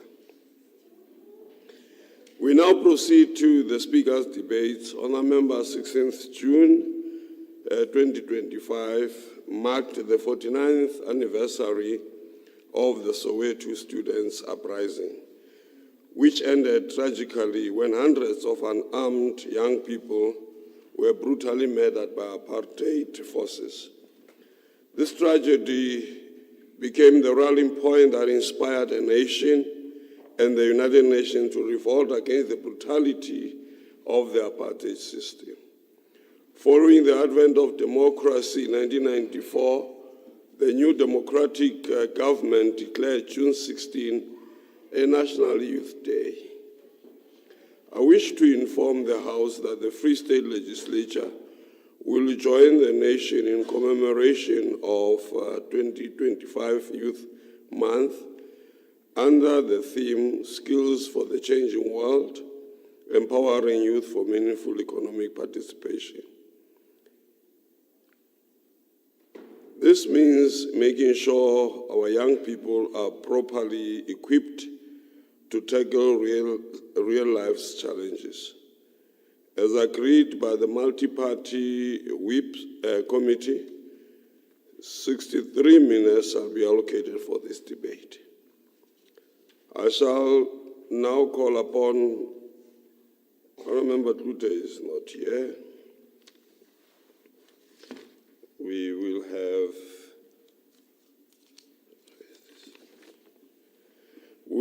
Honourable Member Dipoko.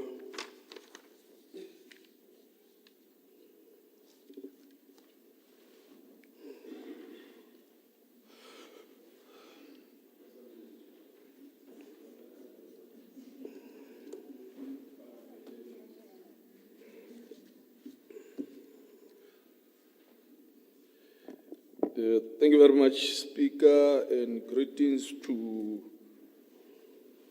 the members of this august House. Greetings to the youth of the Free State and the youth of South Africa.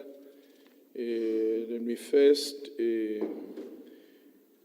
dedicate these trying times to the fallen heroes of what we have come to know today as the Youth Month and Youth Day, Tsietsi Mashinini, Nkgopotse Tiro, and Mlungisi Madonsela.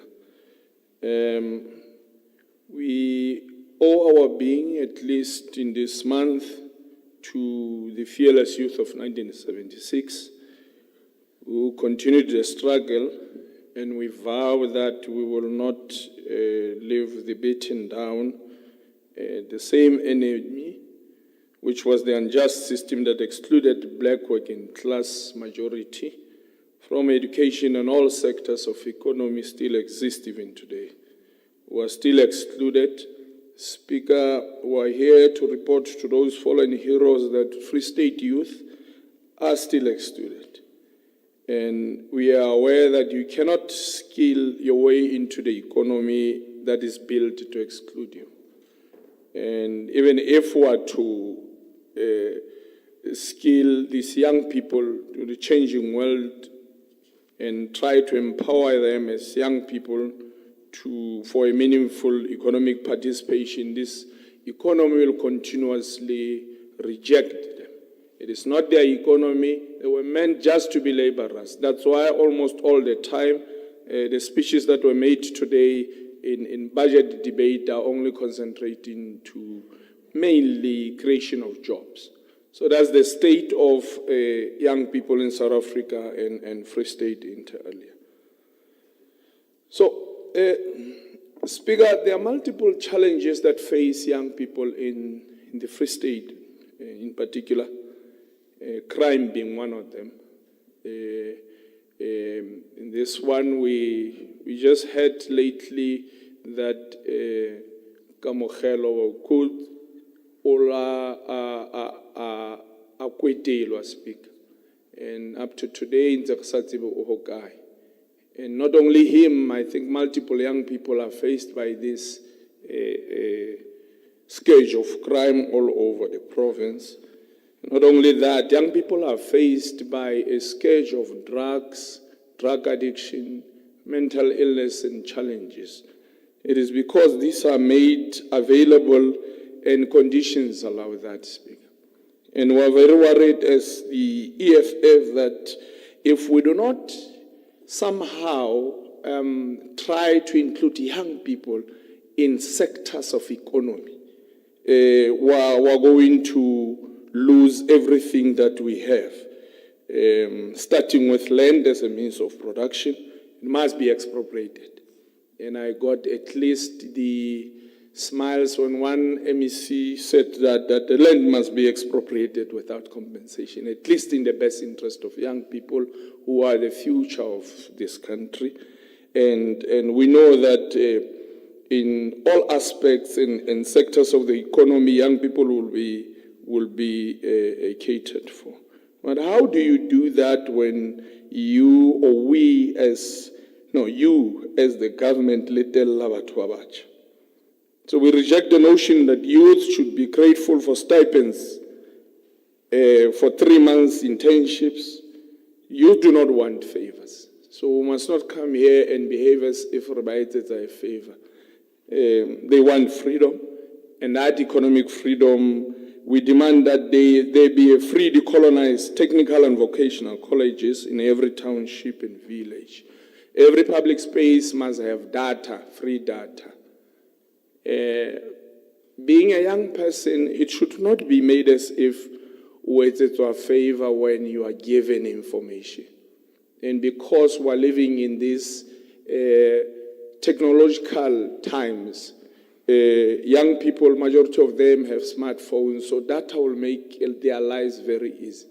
These are the same companies that we allow in the Free State and elsewhere to make data incredibly impossible or expensive to have, and maybe, by the way, by extension, have information on.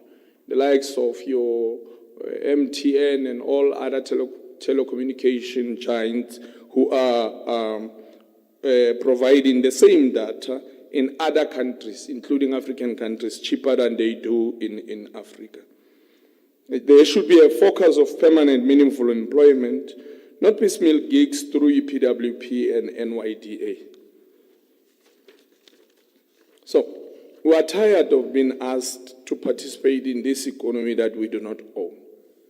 Even township economy, where tuck shops speaker are highly prominent and are central, young people do not get a stake there. We wonder why, especially black, downtrodden, dejected masses would not get a space. We demand that there be land expropriation and critical industries to be nationalized under democratic workers and youth control. Housing and industrial land in urban centers must be made available to young people and not be held by banks and speculators. Same banks that will not even allow you to own a simple land, and by the way, they make it extremely expensive. Even if you are a young person who has graduated, want to develop yourself and buy a piece of land, these are lands that we allow to make everything impossible in our country. We live in a world driven by this data where we want to allow Elon Musk and other white supremacists who would want to come, and these big capitalists who would want to come and control a space that needs to be controlled by young people, and we allow that, Speaker. We reject the outsourcing of youth development to tenderpreneurs. The private sector cannot be trusted to empower youth. It profits off their poverty, and the state must drive youth-owned public works and infrastructure projects, set municipal jobs targets for youth employment. We must use this Youth Month to declare skills for changing the world must mean skills for socialist transformation. And we must insist on land ownership, dignified wages, and living conditions. Public education and universal access to infrastructure must be out there.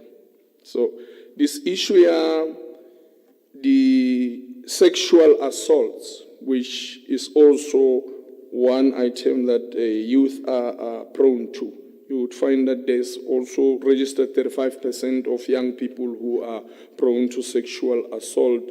We reject that. We must make South Africa a youthful country. And this is where we create space for everyone, education, space for economy, where they should be having space to play in order that we secure our future. Thank you very much, Speaker. Thank you. Honourable Member Pretorius.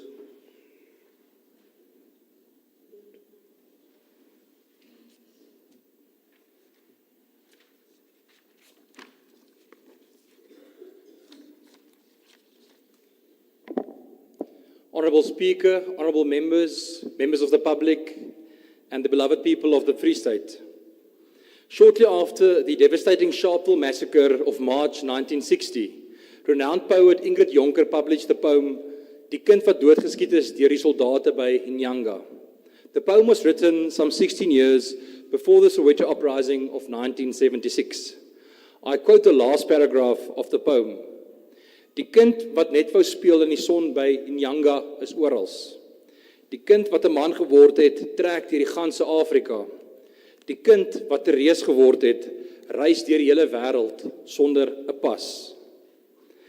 At the opening of the first democratic parliament of the Republic of South Africa on 29 May 1994, President Nelson Mandela read the poem and referred to Ingrid Jonker as, amongst others, she was an Afrikaner and an African.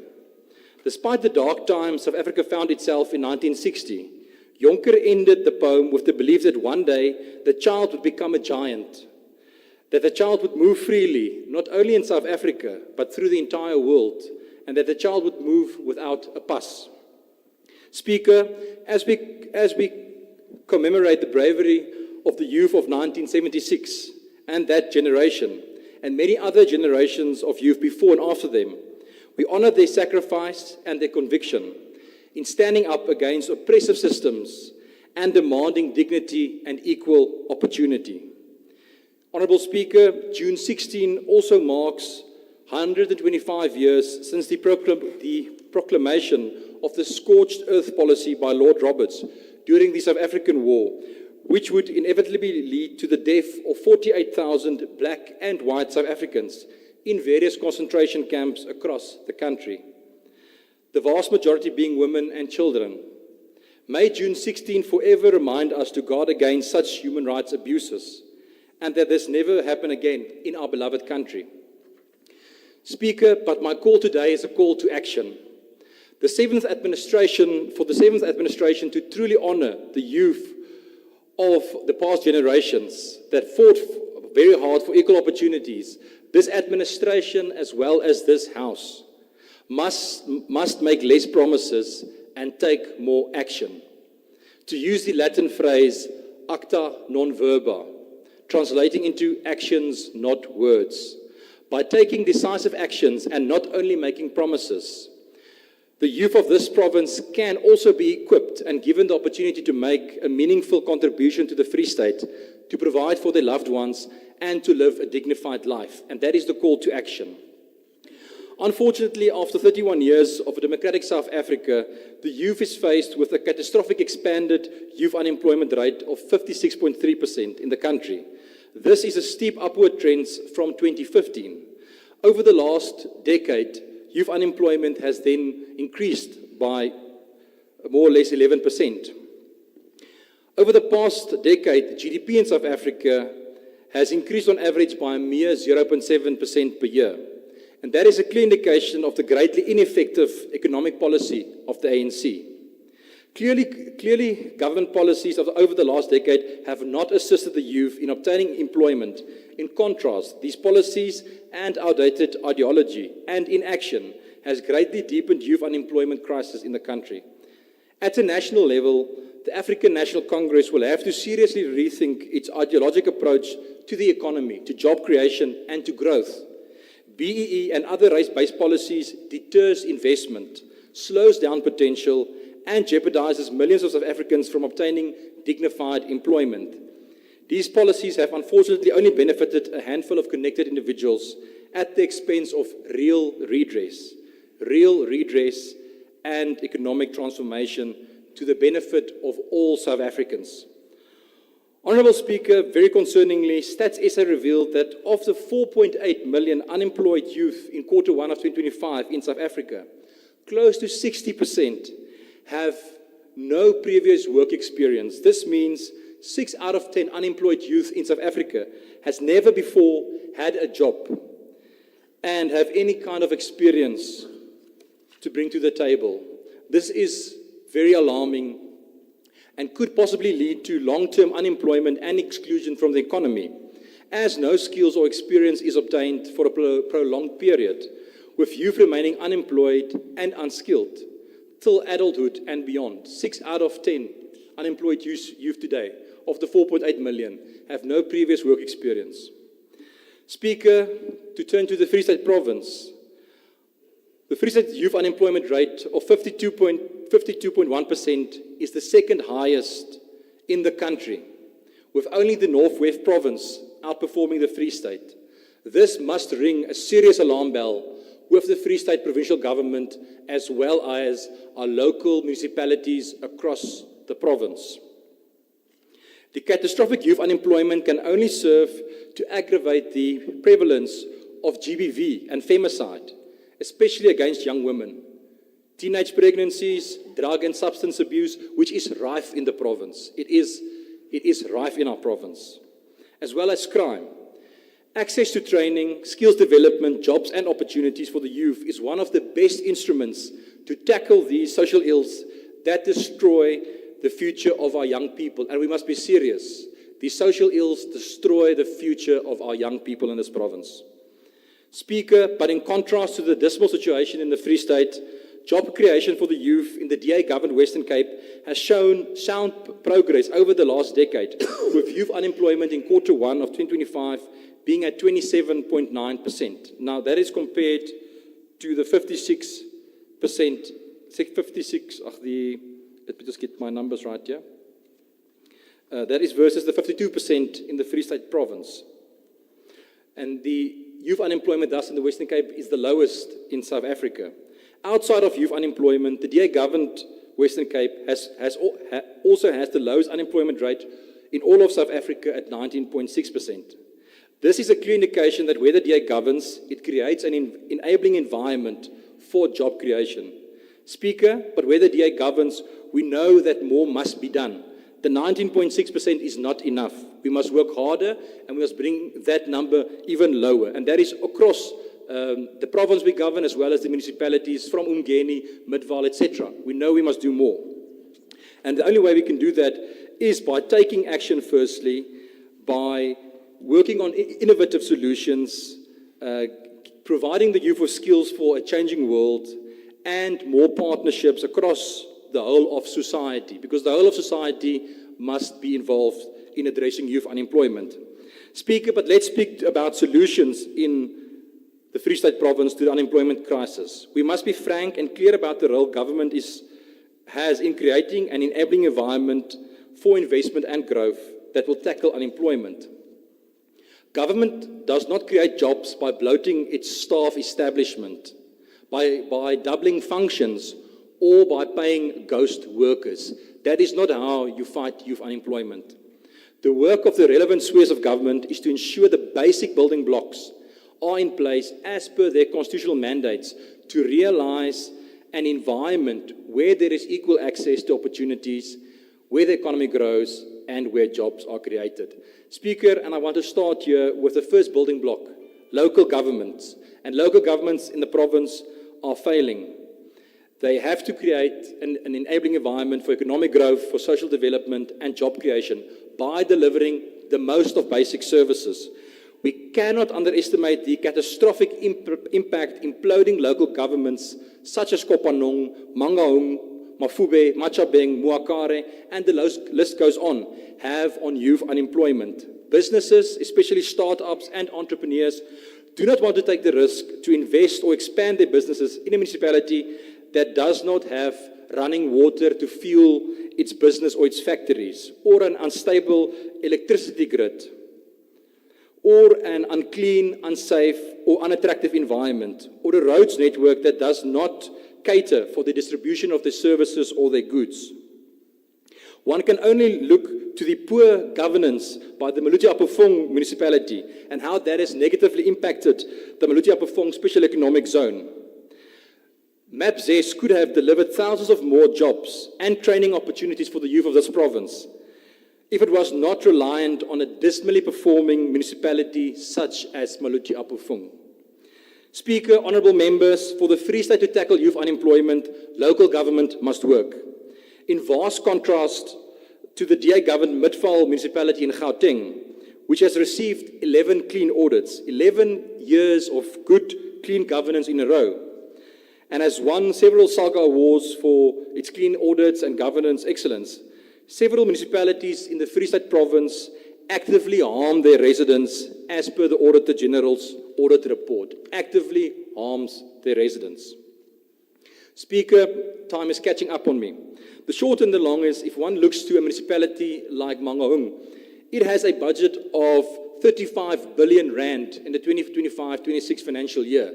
Compare that to 46 billion of the entire Free State provincial government. One municipality almost has as much funds available to it to actually impact the youth of our province.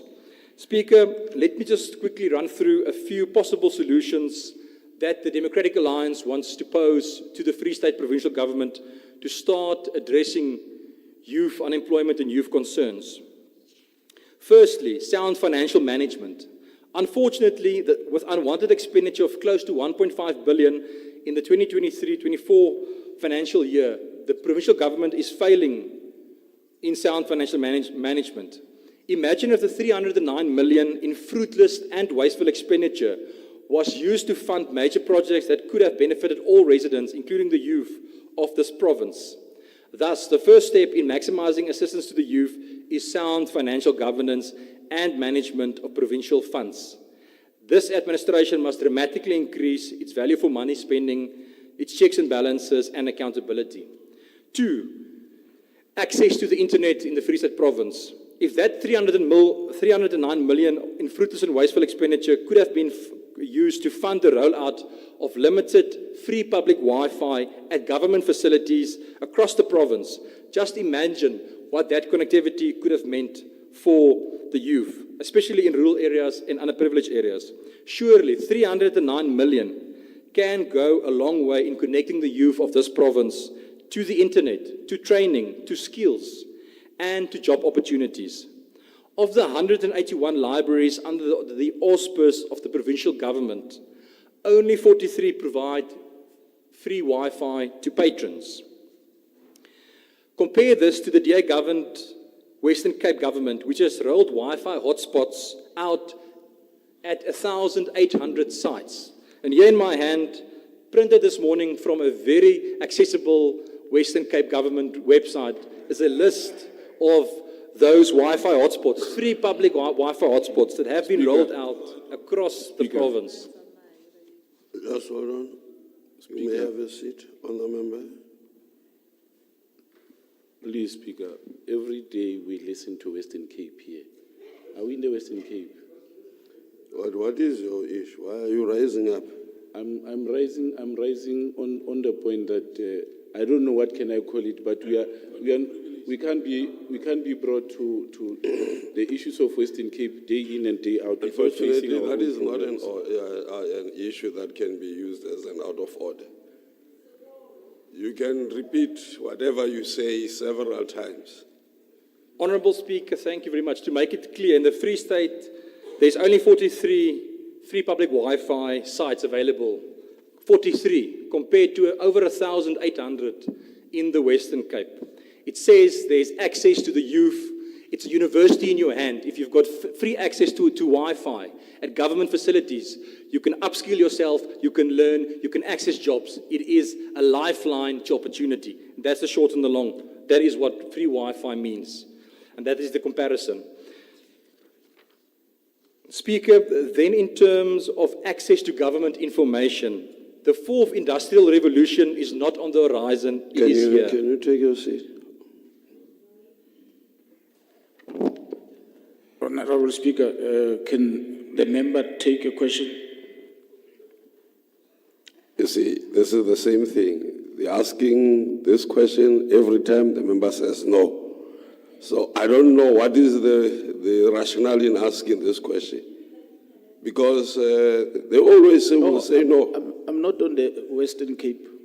No, I'm just saying the same thing, repetition of the Western Cape, and the same thing of, can I ask a question? And the member says no. So it's the same thing. Honourable member, you're going to take a question. Thank you, Honourable Speaker. Honourable Speaker, my time is limited. I would like to finalise my solutions to the Free State Provincial Government. I'm not taking the question. Speaker, I implore again on the Honourable Premier to update the websites of the provincial government. Unfortunately, if you go onto the website of the provincial government, all departments, it's outdated, it's not user-friendly. We are calling for a single user-friendly website as well that is dedicated to youth opportunities. So it's quite easy for the youth to go on to see where are the bursaries, where are the programs. Then 4, local government that works. For the Free State to work and to fight youth unemployment, local government must work. That must be a key priority. And it mustn't take the Democratic Alliance to take the Honourable Premier to court and the executive to intervene in municipalities like Machabeng. The Constitution says you must intervene. And 5, student accommodation, time is not allowing, but public-private partnerships must be entered to create more student accommodation for our learners across the province. I thank you, Speaker. Thank you.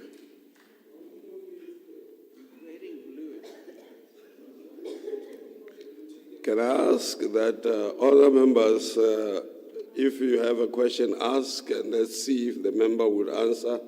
And asking if the member can take a question, that is not going to happen. Ask a question, stand up, ask a question. And if a member is prepared to answer the question, the member will answer the question. If not, the member will indicate that I would answer it after whatever. I'd like to ask you, Speaker. I just want to, yeah? I'd like to ask you a question. Yes? If I may. Why would delay sitting, Speaker, This question I was directed to ask to you, if you would like to take it. Thank you very much. Your question is actually late. You should have asked that question when we started. I explained myself what the reason was. Probably you were not listening. I indicated what the challenge was. I don't know if you want me to repeat myself. Unfortunately, I can't repeat myself. When I have said something, I said it once. Members must be attentive. I gave the reason why we were delayed. Honourable Members, Gobela.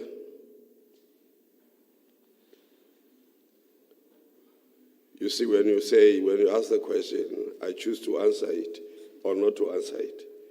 But when you stand up and say, can another member take a question, they say no all the time. Go on, ma'am.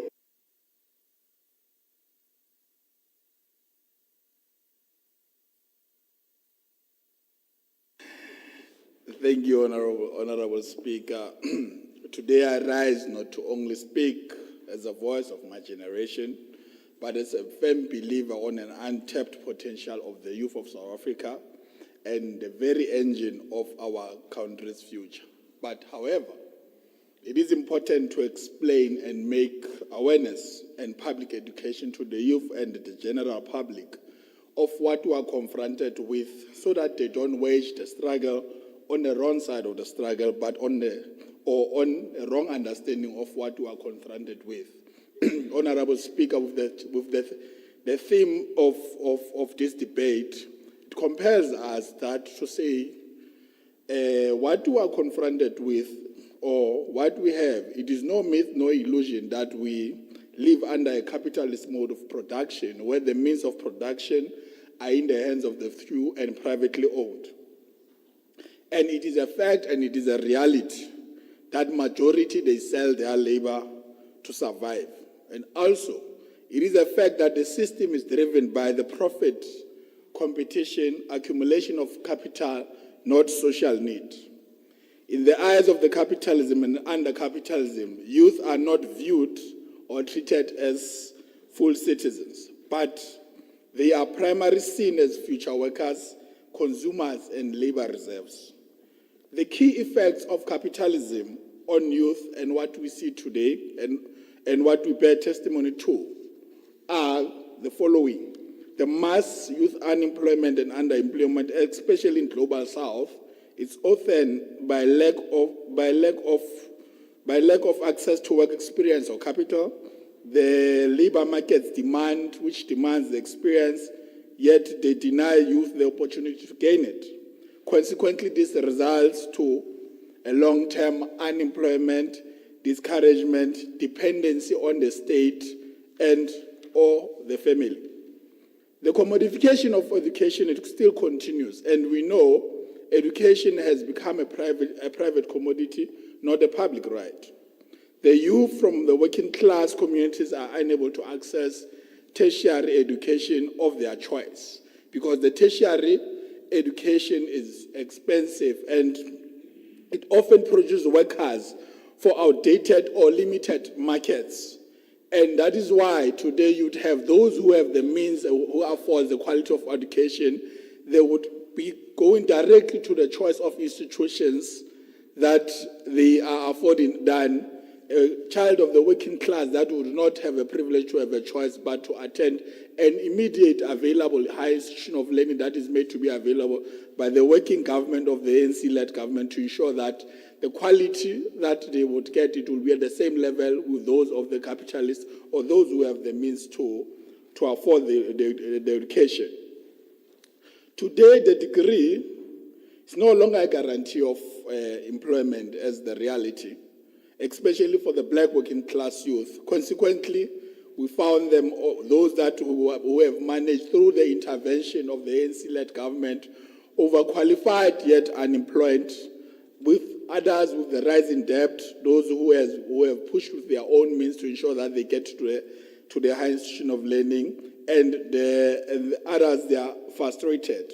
But what is important, we must also understand that there is something that we call the gig economy, whereby the young people are pushed into unstable, low-paid and informal jobs. And the rise of the gig economy, if you would wonder what is the gig economy, it's your Uber, your delivery job, your freelancing jobs. It offers no security or benefits to the youth. The youth that is involved in gig economy are vulnerable and to exploitation and unfair labor practices because there are no stringent and strong legal protection. Therefore, the capitalism exploits the youth as cheap, flexible labor without rights or pensions. The youth that is working is often faced with alienation and mental struggles, while and also capitalism alienates them from their working jobs that they don't fulfill them, 2, their social potential not being seen or valuable beyond productivity, and 3, their future lack control over the economic path. And this leads to mental health issues, hopelessness, and high rates of depression, substance, and even suicide. So, honorable members and honorable speaker, what we see today, because we can't speak about economic participation and not speaking about the mode of economy that we are in, that is the one that is creating this conditions that young people there are. But the ANC-led government continues operating under a sophisticated, deliberate and intentional mode of economy to ensure that it assists and caution the young people who are faced with these effects of the capitalist system. On social economics and class division, capitalism widens the gap between the poor and the rich, and the youth born in wealth get access, of course, in greater networks and opportunities, while the ones we know that are from the rural areas and informal settlements, they are not. What also the mode of production does, it's the issue of consumerism and identity manipulation. It's at play by the capitalists that shapes the youth identity through the brands, influencers, and social medias. And young people are bombarded with messages to consume, to be valued, often beyond their means, and others, they end up being forced to take debts or being indebted, and then others, issues of peer pressure and false ideas of success. The reality that the mode of production, capitalist mode of production, creates in our society. And also the suppression of the youth agency.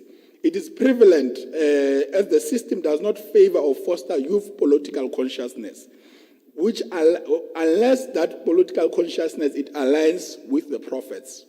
The youth that resist the system are often purged, criminalized, silenced, and the system position them or name tag them as problems, and problems, not just problems, but problems to manage. What the system does not know that the youth struggle, it continues, where the energy, creativity, and determination of young people is not wasted, but harnessed as a powerful force of social change and for national development.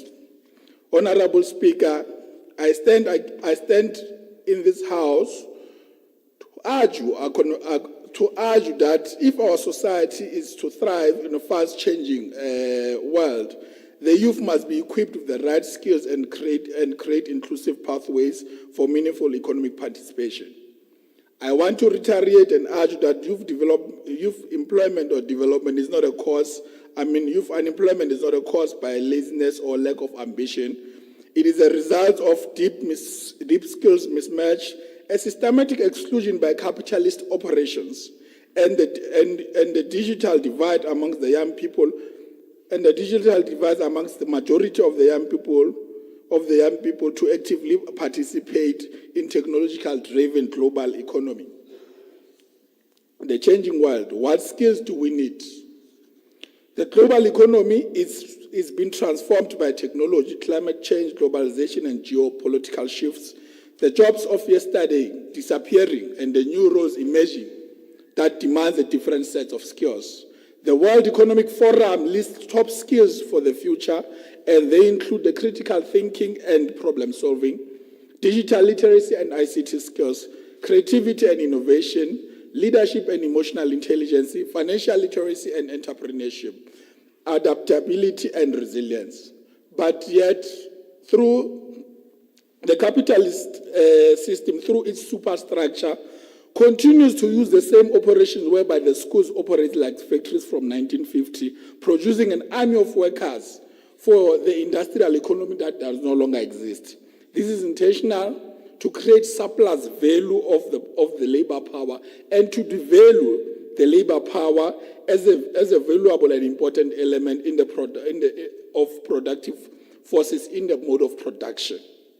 That's why you see that there's a high unemployment of young people. It is created deliberately by the capitalist system to ensure that it replaces young people easily without resistance and anything, but whereas it needs them as the labor power to ensure that it succeeds in whatever that it does. Skills for the future, and from the theory to the action. So what should we be doing? On the economic, education reform, we need an education system that is relevant, dynamic, and future focused. This means that the curriculum must be reviewed. That's why this ANC we speak about the reviewing of curriculum that does not speak to the development of the economy and the high institutions of learning, that they must start to review their curriculum so that it speaks to the development of South Africa, so that they stop teaching courses or offering courses that do not assist the society to move around and they are not feeding to the national development plan. And the review of curriculum, and one of the examples is what the Department of Education is doing in coding and robotics, particularly from the skills, to ensure that as this curriculum is reviewed, young people are not left out. And then entrepreneur education, the green economy skills, and problem-based and experiential training. Of course, the African National Congress, when it comes to expansion of TVET and artisan training, it's focused and ensuring that young people, as much as we need the artisans, young people are found and they have been equipped in the TVET sectors and artisan training to ensure. I think one of the artisan centers that we have, I think in the country, is the one of TVET Motel Artisan College. And then, when on the issue of embracing digital learning, the fourth industrial revolution is digital, and so must be our learning, which means the access to data, devices, and digital platforms must be a basic right, not a privilege, to deal with the digital divide that we experience amongst the young people. On the life skills and soft skills development, to empower the youth with communication, collaboration, and leadership and emotional intelligence. These are not just the hard, these are just as important as hard skills in today's economy. Honorable Speaker, empowering youth for meaningful economic participation, it is important and is the first step. The first step is to accept that education alone is not enough, but we must create real economic opportunities for young people. And then on the entrepreneurship as a pathway, the state must continue to support youth-owned businesses. And this means that there must be access to finances, business incubation programs, mentorship programs, and access to markets. And this would include the progressive policies that the ANC speaks of on procurement, which means it speaks about the set aside of the youth-owned enterprises.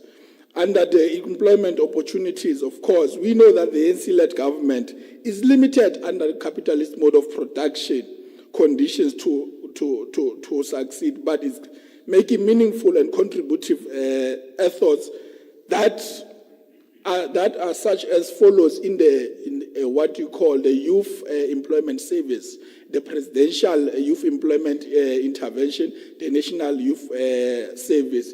These programs are important because they provide essential workplace experience, and that helps young people to transition from informal to formal employment.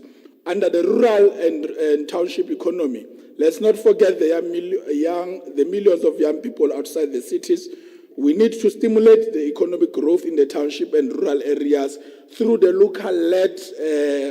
local youth-led enterprises support, agricultural youth-led cooperatives, youth-led community tourism, digital inclusion in rural schools, and under PPP, public-private partnerships. Government alone, it cannot do it. And the problem that we have as a crisis, no one has refused that. There's a challenge of unemployment and it's a crisis. Everyone accepts that. And it requires all political parties, all fronts, business, private sector, to work together to resolve this problem. And it means also the NGOs, the academia, the communities must cooperate into ensuring that the youth development strategies developed by the ANC-led government, they become part of them and they are responsive in the call when the ANC makes that call. You would wonder, under the capitalist mode of production, what is the ANC government has done to ensure that young people, they succeed despite the mode of production that we find with its ripple effects. One, we have developed what we call the National Youth Policy, which is from 2020 to 2030, that focuses on economic transformation, on education, health, and social cohesion. Two, it's the development of the National Development Plan, which envisions a South Africa where youth are economically active and self-reliant.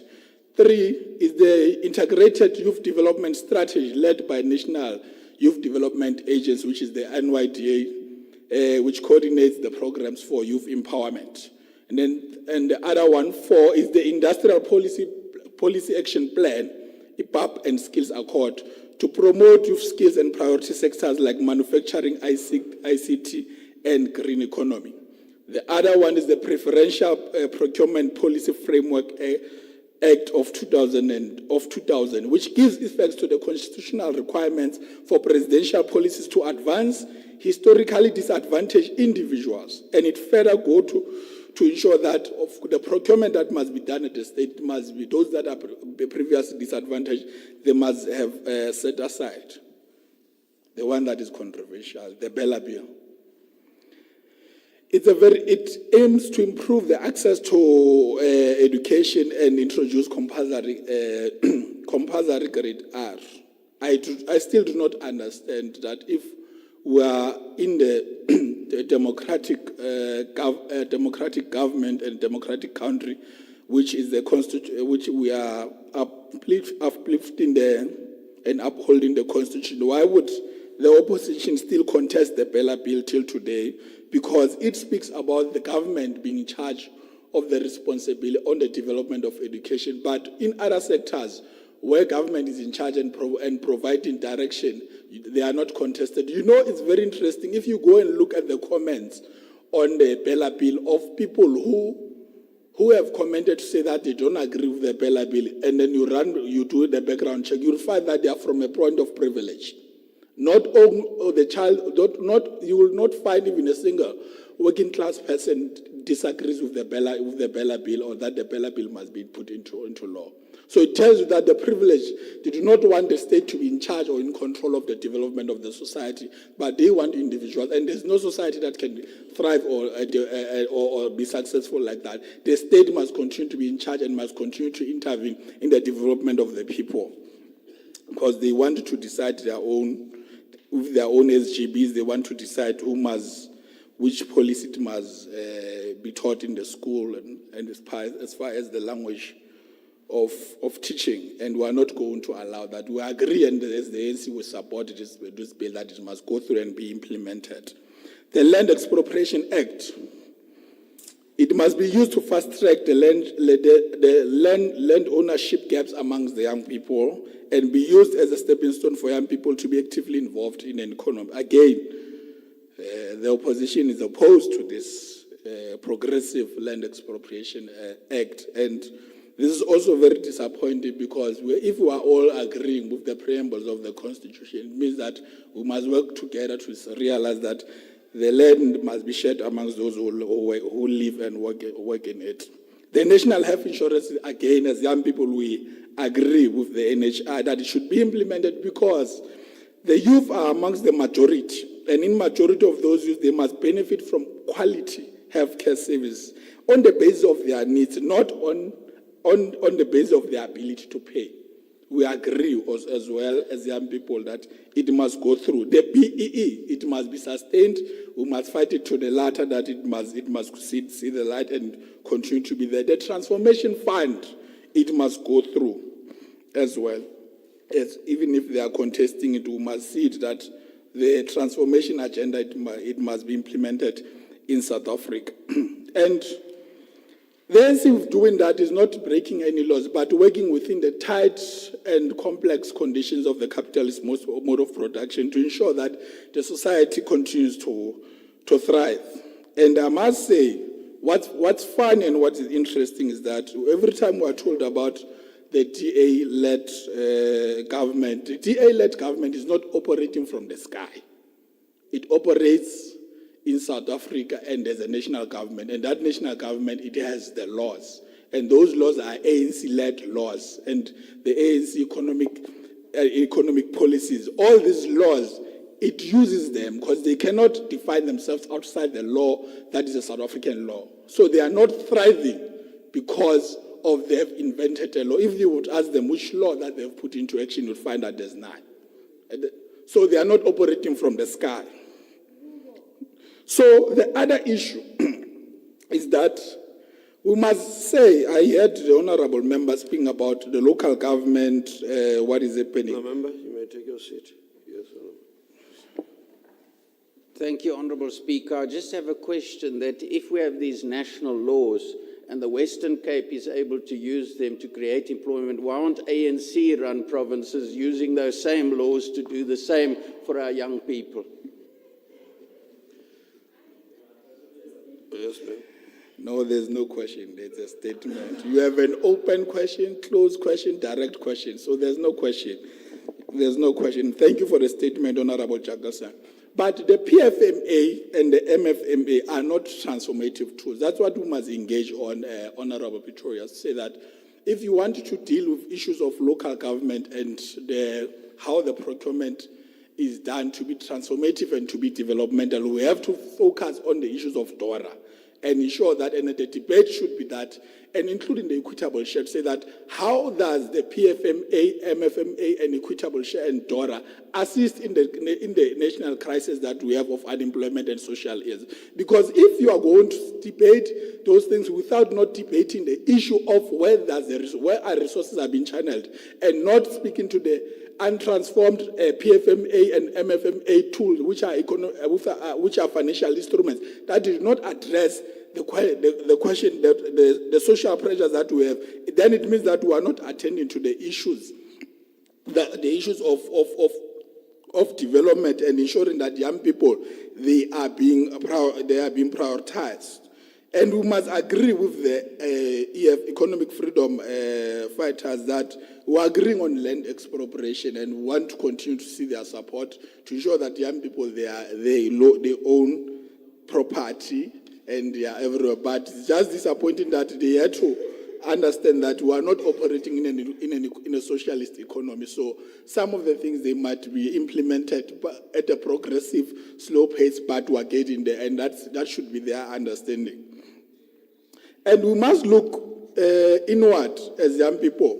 And we must embrace learning, both formal and informal. We must start to share ideas or start to build small businesses and be involved in joint community projects. And one of the things that we must also do, must hold leaders accountable, collaborate and not compete, but be bold, be innovative, be unapologetically ambitious. We are not just leaders of tomorrow, we are leaders of now. A call to action is those that the government, the ANC, must continue to ensure that it increases the investment to the youth and must ensure that it continues to prioritize young people as they are now not the future. And the private sector must not just extract the minerals and the profits from our communities, but it must be included or participate in the development of the talent and ensuring that it continues to build partnership with the progressive government that is led by the ANC. And then to our fellow youth, don't wait to be saved. Organize, educate, and lead. Honorable Speaker, the youth must be equipped sooner than later. Let us stop managing the symptoms of youth unemployment, and we attend to the initiatives of the ANC-led government in all the laws that they have laid down to ensure that young people, they thrive. And also, we must agree that the issue of building skills that are driving the economy is very important, and the inclusive economy where every young South African has tools to succeed. The greatest resource we have is not gold, it's not coal, it's not platinum, but it is the mind, it's the young minds and the hands of our nation. Let us not fail them, let us not fail ourselves. If you are, to the young people, if you are not invited into the dinner table, build your own table and occupy the corridors of power. The time is now, the youth is ready, let's build. Thank you, Honorable Speaker.